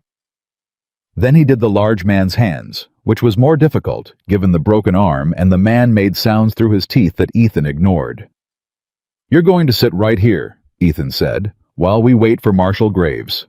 "You can't hold us here," Cross said. "I'm going to try real hard," Ethan said. "You have no authority." "I have a rope and a revolver," Ethan said. "That's sufficient for the next few hours." Cross's jaw tightened. "My other men are 2 men," Ethan said. "Against a federal deputy marshal and a rancher on his own property. The math doesn't work in your favor." Silence. Then from the direction of the south trail, Ethan heard hoofbeats again. His hand tightened on the revolver. But these hoofbeats were different, faster, more direct, not the careful approach of men trying to come in quiet. These were the hoofbeats of someone who was not trying to hide their approach at all. He heard his name, a voice he hadn't heard in 2 years calling his name from a quarter-mile down the trail. Aldous Graves. A day early. Ethan's eyes closed for exactly 1 second. Then he opened them and looked at Harlan Cross. Early, he said. Cross said nothing. But something in his face went out very quietly, like a lamp running down. The calculation that had been running behind his eyes since the meadow, all of it stopped. He looked for the first time like a man who understood that the thing he'd been trying to avoid had arrived. Ethan raised his voice. "South Trail," he called. "Meadow by the cottonwoods." Hoofbeats adjusted direction. He kept the revolver on Cross and waited. He thought about Rose in the house. He thought about the cedar box under the bedroom floor. He thought about the letter addressed to Harriet that he had promised to deliver and now probably wouldn't need to. He thought about a woman sitting at his kitchen table telling him about a man named William who believed the law was worth holding to. He was holding it right now. It was heavy. He didn't mind. Aldous Graves came into the meadow on a blood bay horse he'd clearly been pushing hard because the animal was lathered, and Aldous himself looked like he'd been in the saddle for most of the last 20 hours. He was a lean, weathered man in his mid-40s with a federal badge on his coat and the specific tired alertness of someone who ran on duty and not much else. He took in the scene, Ethan, the revolver, the 2 bound men in about 4 seconds. His expression did not change significantly. "Ethan," he said. "Aldous," Ethan said. Aldous looked at Cross, at the large man with the broken arm, back at Ethan. "You want to tell me what I rode 20 hours for?" "Land fraud," Ethan said. "Forged surveys, tampering with a witness, threatening a pregnant widow on a public trail." He lowered the revolver. "I've got documentation under my bedroom floor and a witness in my house." Aldous looked at Cross for a long moment. Cross looked back with the expression of a man who was already composing different versions of the story. "Harlan Cross," Aldous said slowly. "I've heard that name." "You'll be hearing it more," Ethan said. Aldous swung down from his horse. He walked across with the unhurried walk of a man who'd been doing this long enough that urgency had become a thing he no longer needed to perform. "Mr. Cross," he said, "I'm Deputy Marshal Aldous Graves out of Miles City. You're going to answer some questions." Cross said nothing. Aldous looked back at Ethan. "You're sure about the documentation?" "Box full of it," Ethan said. "William Calloway spent months gathering it before he died. His widow carried it across 300 miles to make sure it got to the right hands." "Where's the widow now?" "My ranch," Ethan said. 2 hours up the mountain." Aldous nodded. "Then let's go talk to her." Ethan picked up November's reins. He looked at Cross once more, at this man who had tampered with a pregnant woman's wagon and ridden up to a private ranch at midnight and tried to buy his way out of what he'd built, and who was now sitting in a dry meadow in Montana with his hands tied and a federal marshal reading him his rights. Cross met his eyes. There was no warmth left, no edge. Just the cold, still look of a man who had calculated wrong and knew it. "Her husband believed the law was worth something," Ethan said. "Turns out he was right." He turned November toward the mountain trail and started back. The sun was moving west, throwing long shadows through the cottonwoods, and somewhere up the mountain, a woman was waiting with a rifle and a cedar box, and enough courage for 3 people. He rode faster than he needed to. He wanted her to stop worrying. He heard her before he saw her. She was on the porch when he came up the last stretch of trail. He could hear the door open before he'd cleared the final bend, which meant she'd been listening for hoofbeats for the last 2 hours, and her ears were sharper than he'd given her credit for. He came around into view, and she was standing at the top of the porch steps with the Winchester at her side, and her eyes going immediately past him to count the riders behind him. Him. Aldous. 2 bound men on horses that Aldous was leading. He watched her do this count, watched her understand it. She sat down on the porch step. Not collapsed, she chose it the way a person chooses to sit when their legs have been holding them up through willpower alone, and the willpower has just been released. She sat down and pressed one hand to her sternum and breathed. Ethan stepped down from November before he'd fully stopped the horse. He crossed the yard in 8 steps and stood at the bottom of the porch stairs and looked up at her. "You're all right," she said. Her voice came out lower than usual. "I'm all right." She looked at his face, looking for the thing that would tell her he was lying. She didn't find it because he wasn't. "Cross," she said. "Behind me. Aldous has him." He looked at her directly. "It's done, Rose." She pressed her lips together hard. Her eyes went bright in the way eyes do when a person is holding something back that very much wants out. She held it. She was good at holding things. "The baby," he said. "Fine," she said. "Quiet all afternoon." She exhaled slowly. I think she knew to wait. He noticed she'd said she. He didn't comment on it, but he noticed. Aldous rode up behind him, and the practical requirements of the moment took over. Horses to be dealt with, bound men to be managed, statements to be given.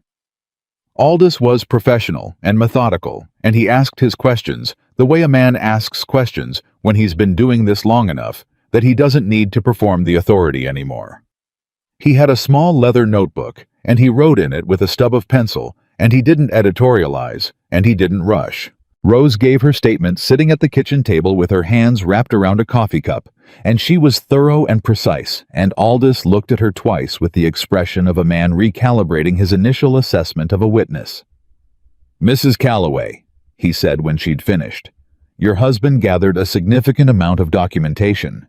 "He was a surveyor," she said. "He understood what made evidence." "He did," Aldous agreed. He looked at the cedar box now, open on the table, the pages arranged in the order William had organized them.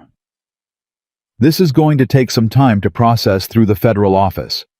I want to be honest with you about that. Land fraud cases, especially ones involving territorial officials, they move slow." "I understand that," Rose said. "But they do move," Aldous said. "And what's in this box?" He looked at the papers again. "Your husband built a strong case, ma'am. I've seen federal inquiries opened on less than half this." Something crossed Rose's face then. Grief and pride knotted together into an expression that Ethan didn't think there was a word for.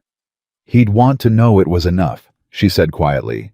"It's enough," Aldous said. She nodded once, looked down at her coffee, held herself together with the particular discipline that Ethan had been watching her exercise for 2 days, and which he was increasingly certain had been the thing keeping her functional for the past 4 months. "What happens to Cross?" Ethan said. Aldous leaned back in his chair. "Tonight, he stays where you've got him, assuming you're willing to let me use your barn." "Use whatever you need," Ethan said. "I'll take him and his man into Miles City tomorrow. File the initial complaint with the territorial court. The federal inquiry will be referred out of Helena, but that process starts the minute I ride in with a statement and this box." He closed the cedar lid. "His land holdings get frozen pending investigation. His contracts under review. His access to the territorial land office suspended." A pause. "He won't be touching anyone else's wagon wheels for a long time." Rose looked at Ethan across the table. He looked back. Neither of them said anything. There wasn't anything to say that the look didn't already cover. "I'll need you both in Miles City at some point," Aldous said, "for formal statements. Not immediately, I know you've got—" He glanced at Rose with the slightly uncomfortable expression that men of a certain generation produced when confronted with visible pregnancy. "Considerations. But within the month if you can manage it." "We'll manage it," Ethan said. Rose looked at him when he said we. He didn't look away. "All right then," Aldous said, standing. "I'll take my prisoners to the barn and let you good people have your evening." He picked up the cedar box. "I'll need to take this with me." Rose's hand moved toward it involuntarily. Then she stopped herself. "It's all right," Aldous said, not unkindly. "It'll be in official custody, safer than anywhere else it could be." She nodded. Let her hand rest on the table instead. Aldous picked up his hat, nodded to both of them, and went out. The kitchen was suddenly very quiet. Outside, they could hear Aldous talking to his prisoners, his voice professional and without heat. Inside, the fire had burned to coals, and the coffee was cold, and the cedar box was gone from the table where it had been sitting since the night before. Rose looked at the place where it had been. "It's over," Ethan said. "It's over," she agreed. Her voice was strange, hollowed out slightly, the way voices get when the thing a person has been braced against stops pushing and there's nothing left to push back with. He would have... She stopped, tried again. "He would have been very calm about all of this," she said. "That was the thing about him. He believed it would work out because he believed in the mechanisms. The law, the process, the right people doing the right thing." She looked up. "I wanted to believe it too. I just couldn't quite get there." "You didn't have to believe it would work out," Ethan said. "You just had to keep moving." She looked at him. "Is that what you've been doing 3 years up this mountain?" He was quiet for a moment. "Keeping moving is probably generous," he said. "I've been keeping still mostly, which is a different thing." "Is it still keeping still?" she said. "Now." He looked at the table, at the 2 coffee cups, at the absence of the cedar box and the presence of everything else that had accumulated in this kitchen in the past 48 hours. "No," he said. "I don't think it is." She held his gaze for a moment. Then she stood slowly, with the careful movement that had become familiar to him, the constant small negotiation with her own body that she conducted without complaint. "I need to sleep," she said. "Actually, sleep. For the first time in..." She stopped counting. "A long time." "Go," he said. She moved toward the hallway. At the threshold, she stopped. "Ethan." He looked up. She was standing in the doorway with one hand on the frame, and she looked at him with an expression that was entirely unguarded, in a way he hadn't seen from her yet. No composure over it, no careful management, just the thing itself. "I'm glad you stopped on that trail," she said. He held that for a moment. "So am I," he said. She nodded once, went to bed. He sat at the table a long time after she left, and the house was quiet around him. And for the first time in 3 years, the quiet didn't feel like absence. It felt like something waiting. He didn't know exactly what, but he sat with it, and he breathed, and he let himself not know for a while. She went into labor at 4 a.m. He heard her through the wall, a sound she tried to muffle, and didn't entirely succeed at the kind of sound a person makes when pain arrives larger than expected. He was up and at her door in seconds. "Rose." A pause. Then, "I'm fine." "You're not fine," he said. "Open the door or I'm opening it." Another pause, shorter. Then the latch moved. She was sitting on the edge of the bed. Her face was very white and very set. She was holding the bedpost with one hand. "It started about an hour ago," she said. "I thought it might stop again." He crossed to her immediately, crouched down to her level, looked at her face the way he'd looked at it on the trail, reading the color, the set of the jaw, what the eyes were doing. "It's not stopping," he said. "No," she admitted. "It's not." He stood. "How far apart?" 5 minutes, maybe less."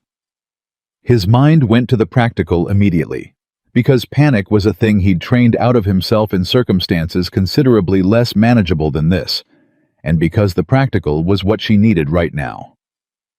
"I need water heated," he said. "Clean linens, there are some in the chest at the top of the hall. And I need you to tell me right now if there's anything about this that's different from your daughter's birth." She looked up at him sharply. "Why?" "Because different means, I need to know things I'm not expecting," he said. "Same means we do this the regular way." She held his gaze. Then, "Same," she said. "This feels the same." Something moved behind her eyes, grief and fear, and something fiercer than both. Eleanor came fast, 2 hours from the first pain. He absorbed this. "All right," he said. "Here's what happens now. You stay comfortable. I get everything ready. You tell me when the pain changes." "Ethan, I've got you," he said. He said it the way he said things without performance, without reassurance that was bigger than the moment needed. Just the fact of it, level and clear. She exhaled, nodded. He went to work. He'd delivered calves and foals in worse conditions than this, in the cold, in the dark, in the field, with nothing but his hands and whatever was in his saddlebag. He knew the difference between a birth going right and a birth going wrong, and he knew what to do in the first case and what the limits of his capability were in the second. He was not a doctor. He knew that. He held that knowledge at the front of his mind as a boundary and worked efficiently within it. The water went on the fire. The linens came out of the chest.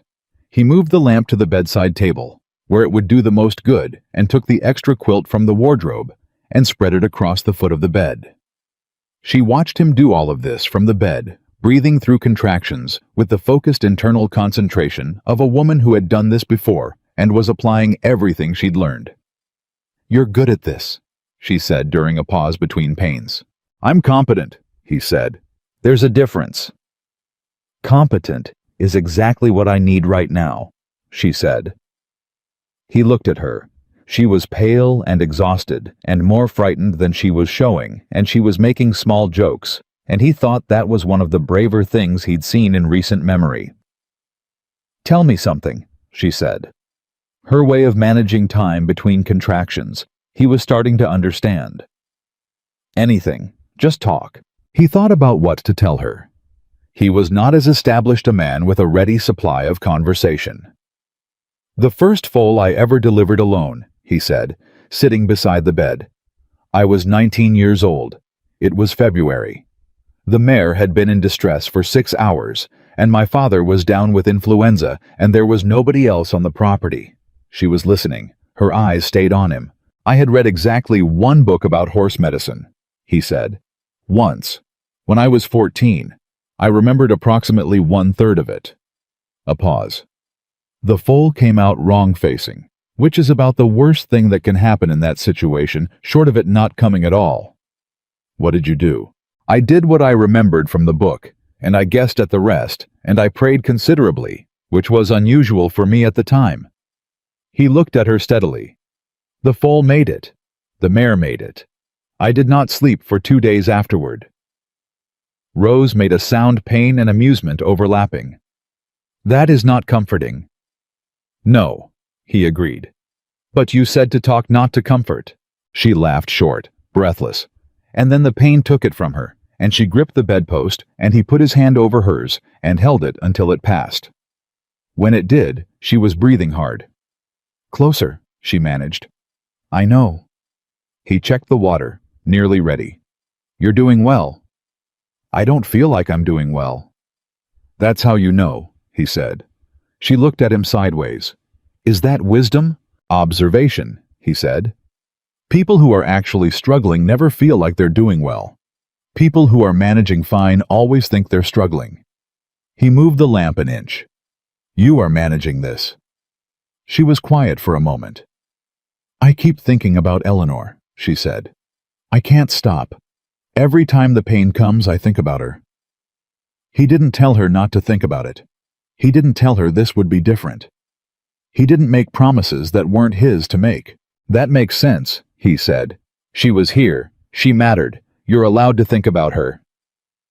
Rose's breath caught in a way that wasn't the pain. "William used to say she was the bravest person he'd ever known," she said. 4 days old and she fought the whole time." A pause. "I used to think that was something people said. Now I think he was right." "He was right," Ethan said. She looked at him. "You never met her." "No," he said. "But I've met her mother." He held her gaze. The bravery comes from somewhere. The pain took her again. He held her hand and talked her through it, not with false reassurance, but with the specific, grounded running count of a person who had been watching the intervals and knew what they meant. "You're close," he said when it passed. "I know," she said through her teeth. "Ethan, I'm here. If something goes wrong, I'll handle it. But if something really..." Rose. He waited until she looked at him. I am not going to let something happen to you. That is not a promise I make lightly. It is a promise I am making right now." She stared at him. Her face was stripped of everything except what was actually there underneath all of it: fear and exhaustion, and the fierce, stubborn life force of a woman who had survived 4 months alone, carrying more grief than most people carry in a decade. "Okay," she said, very quietly. "Okay," he said, and he was right, and things did not go wrong. And 2 hours later, just before dawn, just as the first gray light was beginning on the mountains, a sound came into the world that Ethan Cole had not heard in 3 years. A baby crying. A real cry. Strong and indignant and absolutely clear. He had that baby in his hands, wrapped safe, breathing, and he looked at her, and she was perfect, and he looked at Rose, and Rose was looking at him with the most complex expression he had ever seen on a human face. "Is she—" Rose started. "She's perfect," he said. His voice came out different than he expected. Rougher. He cleared his throat. "She's absolutely perfect." Rose reached for her, and he placed the baby in her arms with the particular care he reserved for things that mattered beyond his ability to articulate, and Rose held her daughter against her chest and closed her eyes and didn't say anything for a long time. He stepped back, gave them the room. He stood at the window and looked out at the coming morning, and he breathed, and he let the feeling in his chest be whatever it was going to be. It was large. That was the only word he had for it. It was large, and it pressed outward in every direction, and it had no specific name, but it was not grief, which was the feeling he was most accustomed to, and it was not relief, though it was partly that. It was something closer to being returned to himself. He didn't examine it too closely. He just let it be. Behind him, Rose said, "Come here." He turned. She was looking at him with the baby against her chest, and her face was exhausted and luminous in the way faces get in those first minutes, and she looked at him like he was someone she had always been intending to meet. He crossed the room and sat in the chair beside the bed. The baby had settled. She was small and dark-haired, and she had the ancient solemn expression of someone who had just arrived from a great distance and was still forming opinions about the destination. "Hello?" Ethan said to her. Quiet. Almost to himself. The baby blinked. Rose watched him. "She needs a name," Rose said. "That's yours to decide," he said. "I know." She looked down at her daughter. "I'd been thinking Margaret," she said carefully. "If it was a girl, for my grandmother." She looked up at him. "But I'm wondering if you might have thoughts on that particular name." He understood what she was asking. He held it for a moment, the weight of that name, what it cost him, what it meant that she'd asked instead of just telling him. "Margaret is a good name," he said. "My wife she'd have been glad to share it." Rose looked at him for a long moment. "You're sure?" "I'm sure." She looked back at her daughter. "Margaret," she said softly. "Maggie." The baby made a sound, small, comfortable.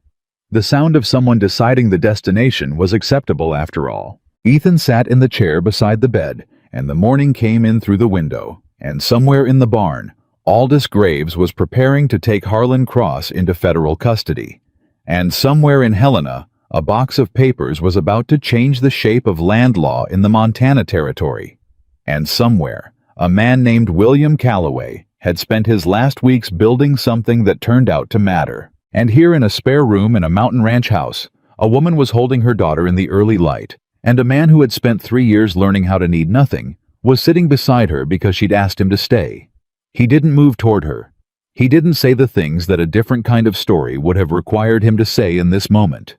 He just sat, and she just held her daughter, and the morning continued its business of arriving. After a while she said, "Where will we go?" He looked at her. After Miles City, after the statements, after all of it. She was looking at the window. "Harriet is in Billings. That was the plan. Go to Harriet, start over." A pause. "That's still an option." "Yes," he said. "It is." She was quiet. He was quiet. The baby slept. "It's not the only option," she said, very carefully. He looked at the floor. At his hands. At the particular shape of a moment that a person could walk forward into or step back from, and how the whole weight of that choice sat differently than he'd expected it to. "No," he said, "it's not." She turned her head to look at him. "I'm not asking anything of you," she said. "I want to be clear about that. You have done more than Rose." She stopped. "I'm aware you're not asking," he said. "I'm telling you that it's not the only option because it's true. Because this mountain is big enough." He met her eyes. "Because Maggie is going to need somewhere to grow up, and this is good country for that." She held his gaze for a moment. Something moved through her face, slow and careful, and entirely real. "You haven't thought this through," she said. "I've been thinking it through since I found you on that trail," he said. "We barely know each other." "We know each other well enough," he said. "People have started with less." She was quiet a long time. The baby shifted in her arms. The morning was fully arrived now, full light through the window, the sound of horses in the pasture, the world conducting its ordinary business, with total indifference to everything that had just happened inside these walls. "You live alone on a mountain," she said. "I used to," he said. She pressed her lips together. He could see her holding back something that might have been a smile. "You don't cook very well," she said. "I cook adequately," he said. "You can cook better." "I can cook considerably better." "Then we complement each other," he said. The thing she was holding back won. It came through small, exhausted reel. She looked at her daughter. She looked at him. She looked at the room around her. The plain walls, the good mattress, the window with the mountains in it. "This is a strange situation," she said. "It is," he agreed. "You understand that everything is strange about this." "I do." "And you're still—" "Yes," he said, simply, without hesitation or decoration. "I'm still." A silence.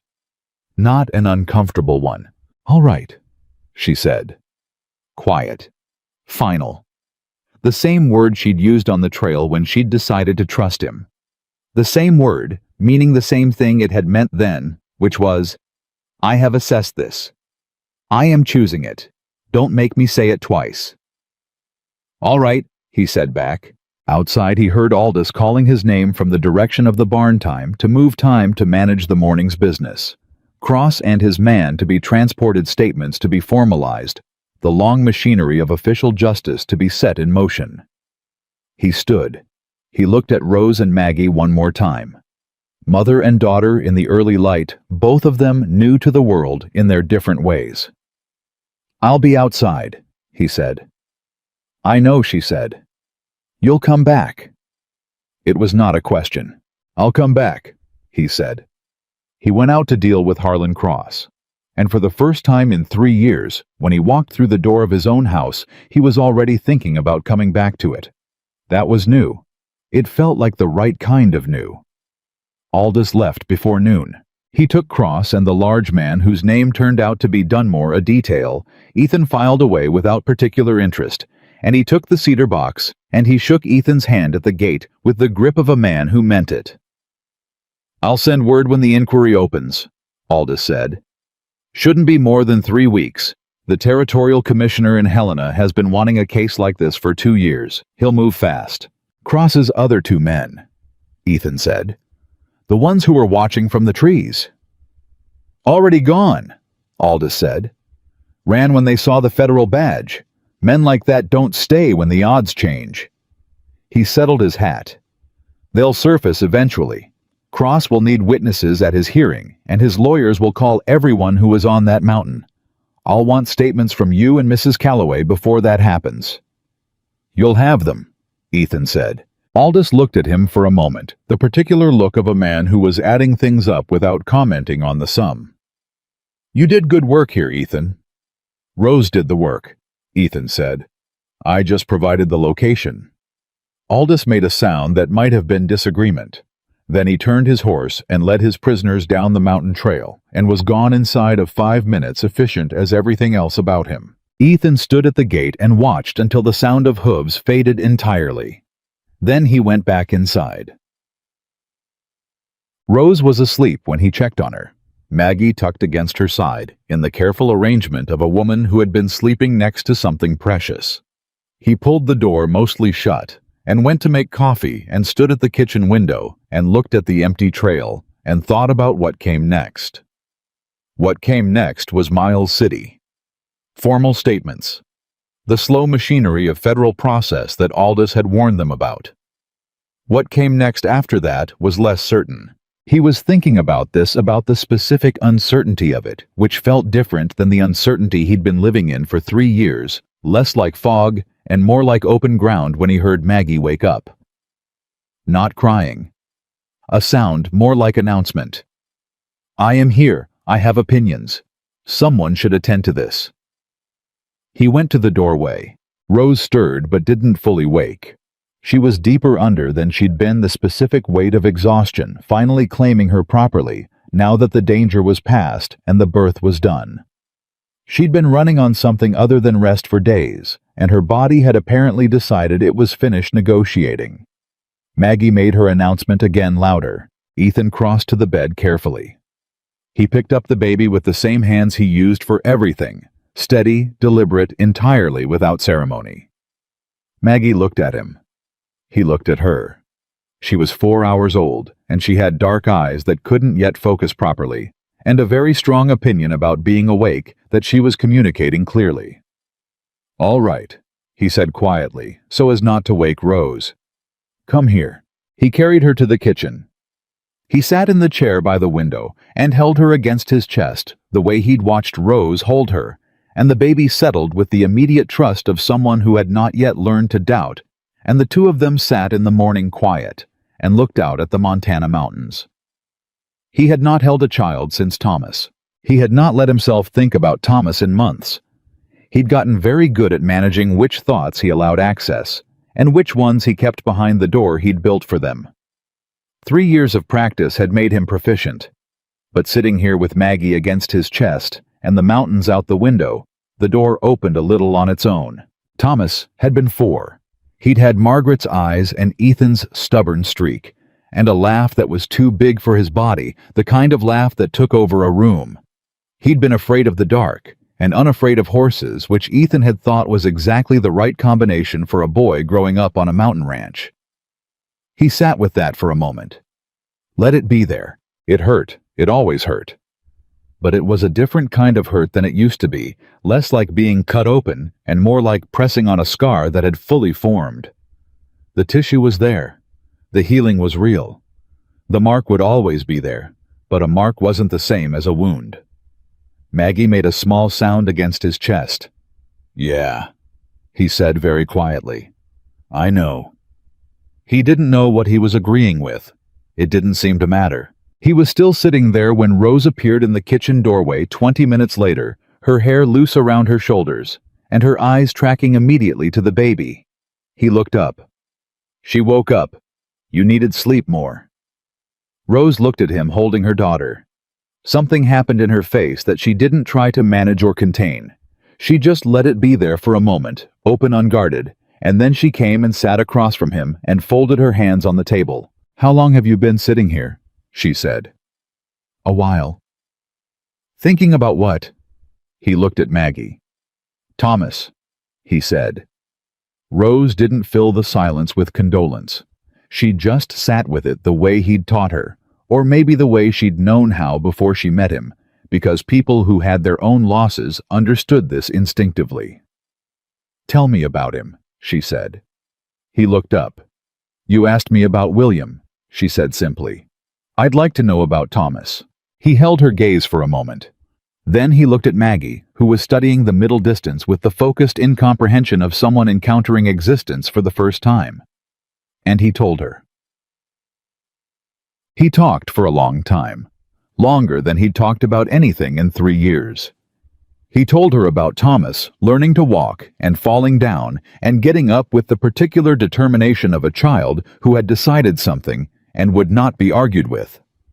He told her about the way the boy had named all 4 horses, and then been genuinely offended when one of the names he'd chosen Senator, for no discernible reason, was considered undignified by the horse in question. He told her about the last morning, which he did not describe in detail, because some things needed only the outline and not the content, and she understood that and didn't press. He told her about Margaret, about the year before the fire, when things had been good, genuinely good, the kind of good that a person sometimes doesn't recognize while they're inside it. About Margaret's habit of reading aloud while he worked on tack at the kitchen table. About the way she'd argued with him about everything important, and agreed with him about everything small, and how he'd understood too late that that was exactly the right configuration. Rose listened to all of it. When he was done, the coffee he'd made had gone cold, and Maggie had fallen back to sleep against his chest, and the morning had moved on toward midday. "She sounds like someone worth the grief," Rose said. "She was," he said. "They both were." "Grief that big means love that big," she said. "I've decided that's how I think about it. The only other option is to think it means loss that big, and that's not survivable." He looked at her. "When did you decide that?" "Somewhere between Eleanor and William," she said. "It took both of them to get me there." A pause. "I'm not saying it's right. I'm saying it's how I make it through the day." "It's right," he said. She looked at him steadily. "You sound sure." "I am sure," he said. "Because the alternative is what I was doing for 3 years, and that's not living, that's just duration." He looked at Maggie. "This is different." "Is it?" she said. And the question was not rhetorical. She was actually asking. "Yes," he said. He met her eyes. "You know it is." She held his gaze for a long moment. Then she reached across the table and very carefully she lifted Maggie from his arms. The baby resettled against her mother without waking. "I need to tell you something," Rose said. He waited. "Before I left Missouri, the week before." She looked at Maggie, not at him, which told him this was something she'd been holding. Cross's men came to the house. Not to break in, they knocked. There were 2 of them. They told me that if I handed over whatever William had gathered, they'd compensate me. Money. Enough to they said I could go anywhere, start over, the baby would be provided for. Ethan went very still. "I almost said yes," she said. Quiet. Direct. "I want you to know that." I stood in my doorway and I looked at those men, and I thought about Eleanor and about the baby and about how tired I was, and I almost said yes. He said nothing. "William's face stopped me," she said. "Not his memory exactly. His actual face, I could see it right there as clear as I can see you. And he looked exactly the way he looked when he talked about why it mattered. Like it was obvious. Like the question of whether to do the right thing was so settled it barely needed to be a question." She looked up.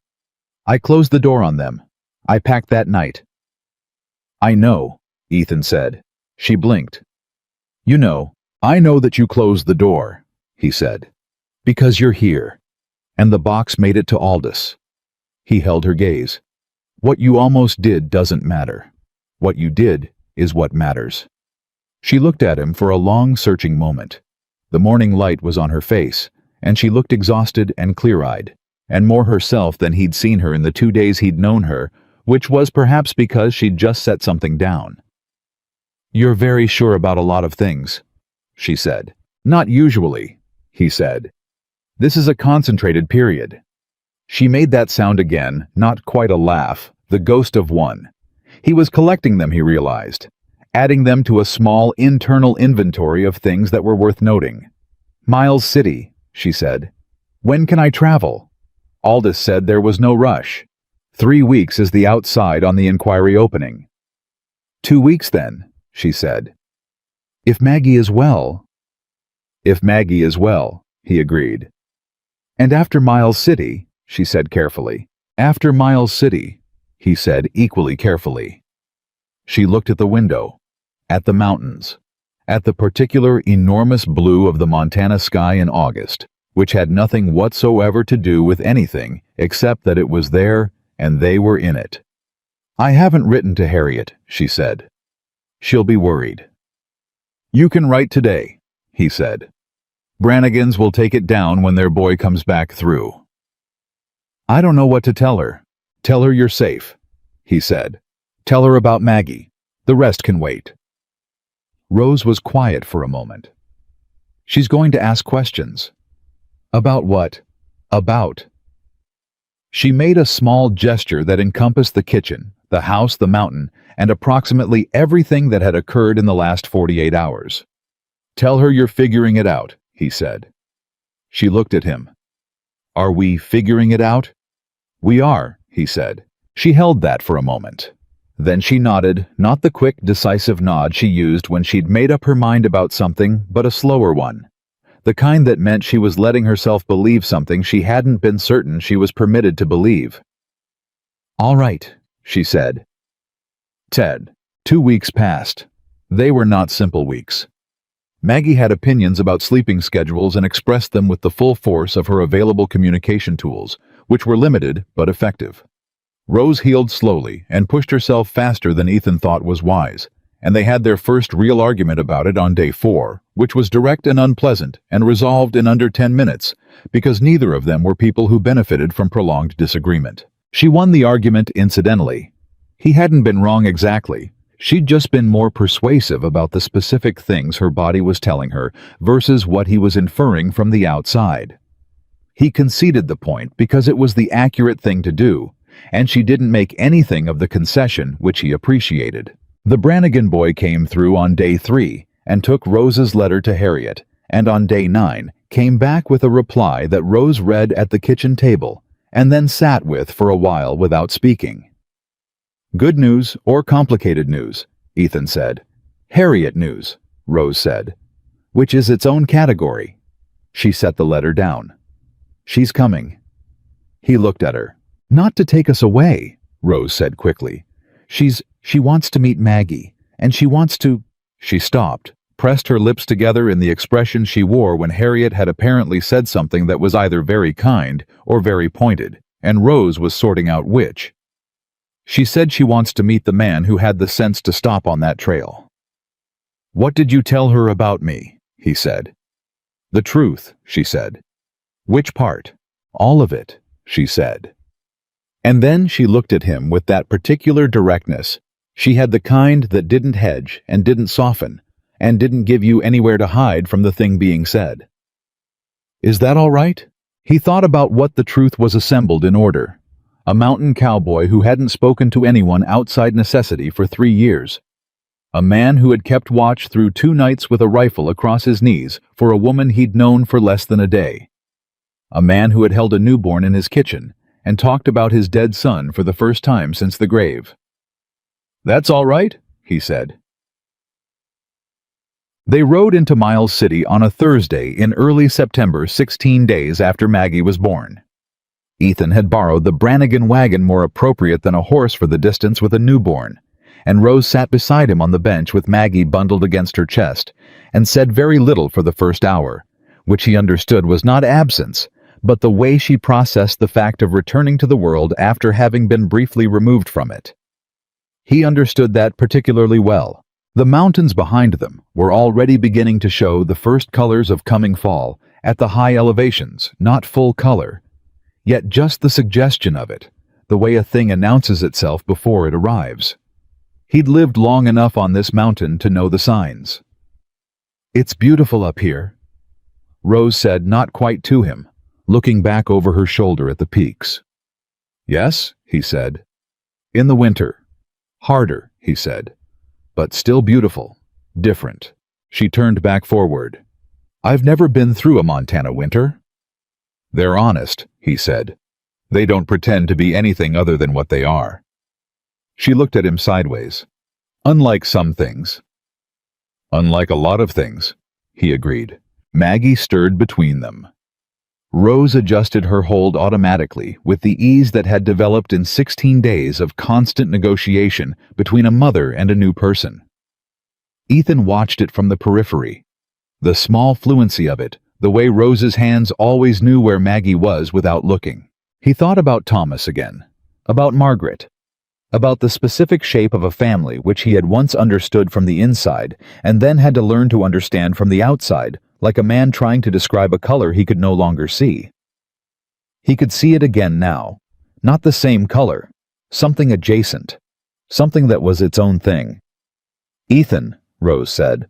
When we get back." She stopped. "When we get back," he said. "I want to plant something," she said. "If that's, I know it's your land. But I'd like to put something in near the east fence, where the soil looks good. Harriet says I have my mother's gift for growing things, and I've never had ground of my own to test it on." He looked straight ahead at the trail. "The east fence gets good light in the morning and afternoon," he said. "Wind breaks from the north in October. Good soil, like you said." A pause. "Plant whatever you want." She was quiet for a moment. "Whatever I want?" she said, as though tasting the phrase. "This is your home," he said, quietly, entirely without hesitation. The first time he'd said it out loud, and also the truest thing he'd said in recent memory. He heard her breath change. Not dramatically. Just slightly, the adjustment a person's breathing makes when something they've been afraid to want becomes a thing they're permitted to have. "Okay," she said. Her word. The one she used when she'd decided. "Okay," he said back. Miles City came up over the next rise, and the world's ordinary business storefronts, and wagon traffic, and the smell of a working town reached out to meet them, and they rode into it together. Aldous met them at the Federal Building on Main Street, and the formal statements took the better part of 2 hours. Rose was precise and thorough, just as she'd been with Aldous at the ranch, and the Federal Recorder, who was taking it all down in shorthand, looked up at her twice, with the expression of a man who was privately revising his initial assumptions about what a pregnant widow traveling alone through Montana territory might have to say. Ethan's statement was shorter. He had the particular gift of men who think before they speak, which is that when they do speak, the words are in the right order and nothing needs to be taken back. When it was done, Aldous walked them out to the street. "Inquiry opens in Helena in 2 weeks," he said. "You won't need to be there for the opening. We'll call for testimony when we're ready." He looked at them both. "Harlan Cross has hired 3 lawyers from Denver." Rose's jaw tightened. "Of course he has." "Good lawyers," Aldous said. "But William Calloway built a better case than 3 lawyers from Denver can dismantle. I want you to know that." He looked at Rose directly. "He did good work, ma'am. It's going to hold." She pressed her lips together. "Thank you, Aldous." "Thank your husband," Aldous said, simply, without sentimentality. "He did the work." She nodded. She held herself together. She was very good at it. Aldous shook hands with Ethan again. "I'll be in touch." Then he looked down at Maggie, who was awake, and regarding him with the ancient skepticism of someone who had not yet decided what to make of mustaches. "Healthy girl," he said. "She's got opinions," Ethan said. "Good," Aldous said. "She'll need them." He tipped his hat to Rose. "Safe travel." He went back inside. Rose stood on the boardwalk and held Maggie and looked at Miles City, going about its September business all around her, and Ethan stood beside her and said nothing, because nothing was needed. After a moment she said, "I'd like to get a few things before we go back." "We've got time," he said. "There's a dry goods store on the next block." She said, "I need fabric, and seeds. The fall catalog might still have what I want for the east fence." He looked at her. She looked back, entirely steady, entirely certain. "Seeds," he said. "For planting," she said. "I told you." "You told me." "Are you going to stand there, or are you coming?" she said. He came. They were back on the mountain road by 3 in the afternoon. The wagon loaded with dry goods, and 2 paper envelopes of seed packets that Rose had selected with the focused intensity she brought to everything she decided mattered. Maggie had slept through most of Miles City, and was now awake and interested in the light through the trees and making the small editorial sounds that Ethan had already learned to interpret as neither complaint nor celebration, but simple commentary on existence. He was learning her language. It was coming faster than he expected. "Harriet will be here in 3 weeks," Rose said. She said she'd take the stage to Billings and hire a man to bring her up the mountain road. I'll go down to meet her, Ethan said. The upper road isn't well marked from the south. She won't want you to fuss. I'm not fussing, he said. I'm providing navigation. Rose's mouth curved. She's going to like you, she said. She has very specific opinions about men, and most of them are unfavorable, but she likes quiet ones. She says quiet men are either thinking or dangerous, and either way, they're more interesting than the ones who talk too much. Which do I fall into? He said. Thinking, Rose said without hesitation. Definitely thinking. He absorbed this. What convinced you? She looked at him sideways. The way you held Maggie in the kitchen that first morning, she said. Dangerous men don't sit that still. He had nothing to say to that. He looked at the trail. What did you think about? She said. In the kitchen. You had that look. Thomas, he said. And what it meant that I was able to think about him without... He paused, found the right word. Without shutting the door. She was quiet for a moment. That's the room, she said. He looked at her. William's room, she said. The one he said you have to live in before you can move through it. She looked at the mountains. I think you moved through. He thought about that. About the specific feeling in the kitchen that morning. The door opening on its own. The hurt that was present and not destructive the way Maggie had settled against his chest, like she didn't know he was a man who had reasons to be careful. I think I did, he said. Good, she said, quiet and certain. It was time. He let that sit. He let the wagon carry them up the mountain road, and Maggie made her small editorial sounds, and the September light came through the trees at the angle it comes when the season is beginning to understand itself, and the world was ordinary and specific and entirely real. They came over the last rise, and the ranch came into view below the house, the barn, the pasture, the horses moving in the afternoon light. He'd looked at this view 1,000 times and felt nothing in particular, which was exactly what he'd built it to produce. He looked at it now and felt something he had no immediate name for but recognized anyway. The way you recognize a person you haven't seen in years, not from the details, but from something that was there before the details. Home. That was the word, not the structure. The word. There it is, Rose said. There it is, he said. Maggie made a sound that was either agreement or a request for attention. Probably both. He brought the wagon down the last stretch of trail and through the gate and into the yard, and he set the brake and climbed down and came around to help Rose, because she was still moving carefully and wouldn't ask but didn't mind the offered hand. She took it, stepped down with Maggie against her shoulder, stood in the yard and looked at the house. I'm going to paint the door, she said, if that's all right. He looked at the door. It was the original wood-weathered gray, entirely functional. What color? He said. Green, she said. A good dark green, the kind that doesn't apologize for being what it is. He thought about that. I've got paint in the barn. Of course you do, she said. Not green.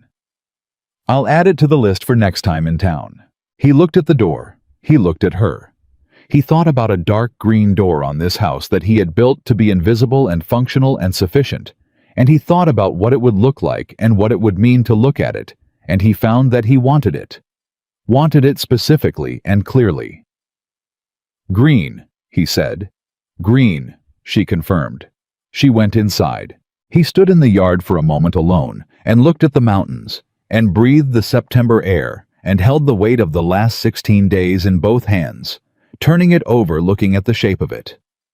2 days ago, he had been a man living inside his grief with the focused discipline of someone who had decided that was the appropriate response to catastrophic loss. Now he was a man with a house that was going to have a green door and seeds for the east fence, and a woman inside who had opinions about paint and planting and quiet men, and a baby who had decided he was acceptable, and all of it was real and specific and right here. He didn't know exactly what came next. He knew that was all right. He knew that Rose would be in the kitchen when he went inside, and Maggie would be in the room down the hall, and Harriet was coming in 3 weeks, and the inquiry would open in Helena, and William Calloway's work would matter the way William Calloway had believed it would matter, and the east fence would have something growing along it by spring. He knew that he would sit across from Rose at the kitchen table tonight, and she would drink her coffee too fast, the way she always did, and say something that caught him sideways, and he would say something back that made her make that sound, the almost laugh, the real one. He knew that somewhere in the coming months, slowly, and without announcement, the particular shape of this life would declare itself, and it would be different from every other life he'd imagined living, and it would be his. He walked toward the house. The door opened before he reached it. Rose already, because she'd been watching from inside, the way she watched for things she'd decided to keep track of. "You stood out there a long time," she said. "I was thinking," he said. "About what?" He stepped through the door. The house was warm and smelled like coffee, and there was a sound from down the hall that was Maggie beginning to form another opinion. "The door," he said. "Dark green was right." She looked at him for a moment with the particular clear-eyed look she had, the one that saw further than the surface of whatever he'd just said. "It's going to look like it always belonged there," she said. "Yes," he said. "That's exactly what I was thinking." She held his gaze for one more long moment. Then she turned toward the sound of Maggie and went down the hall, and he closed the door behind him and stood in his house, which was different now, which was full, which was the word he'd been unable to find for 3 years and had just recovered. Full, not heavy, not crowded, not the kind of full that pressed down, the kind that holds. Outside, the Montana mountains went on being enormous and old and entirely indifferent to the small human things happening in their shadow. Inside, a baby declared herself. A woman answered. A man who had spent 3 years learning how to need nothing stood in his kitchen and let himself need everything that was right here. That was the whole of it. That was enough. That was, in the end, exactly what enough had always been waiting to look like. Not the absence of loss, not the erasure of grief, not a story with the hard parts removed. Just a door worth painting green and seeds for the spring, and a woman who closed the door on the wrong men and drove 300 miles through danger to deliver her dead husband's truth to the right hands, and a baby who had arrived in the dark of a mountain morning and looked at the world with the confidence of someone who had already decided it was worth the trouble, and a man who had stopped on a trail in August heat because something older than his grief had moved in him and said, "This one. Not this time. You do not ride past this one." He was glad he listened. He would be glad for the rest of his life.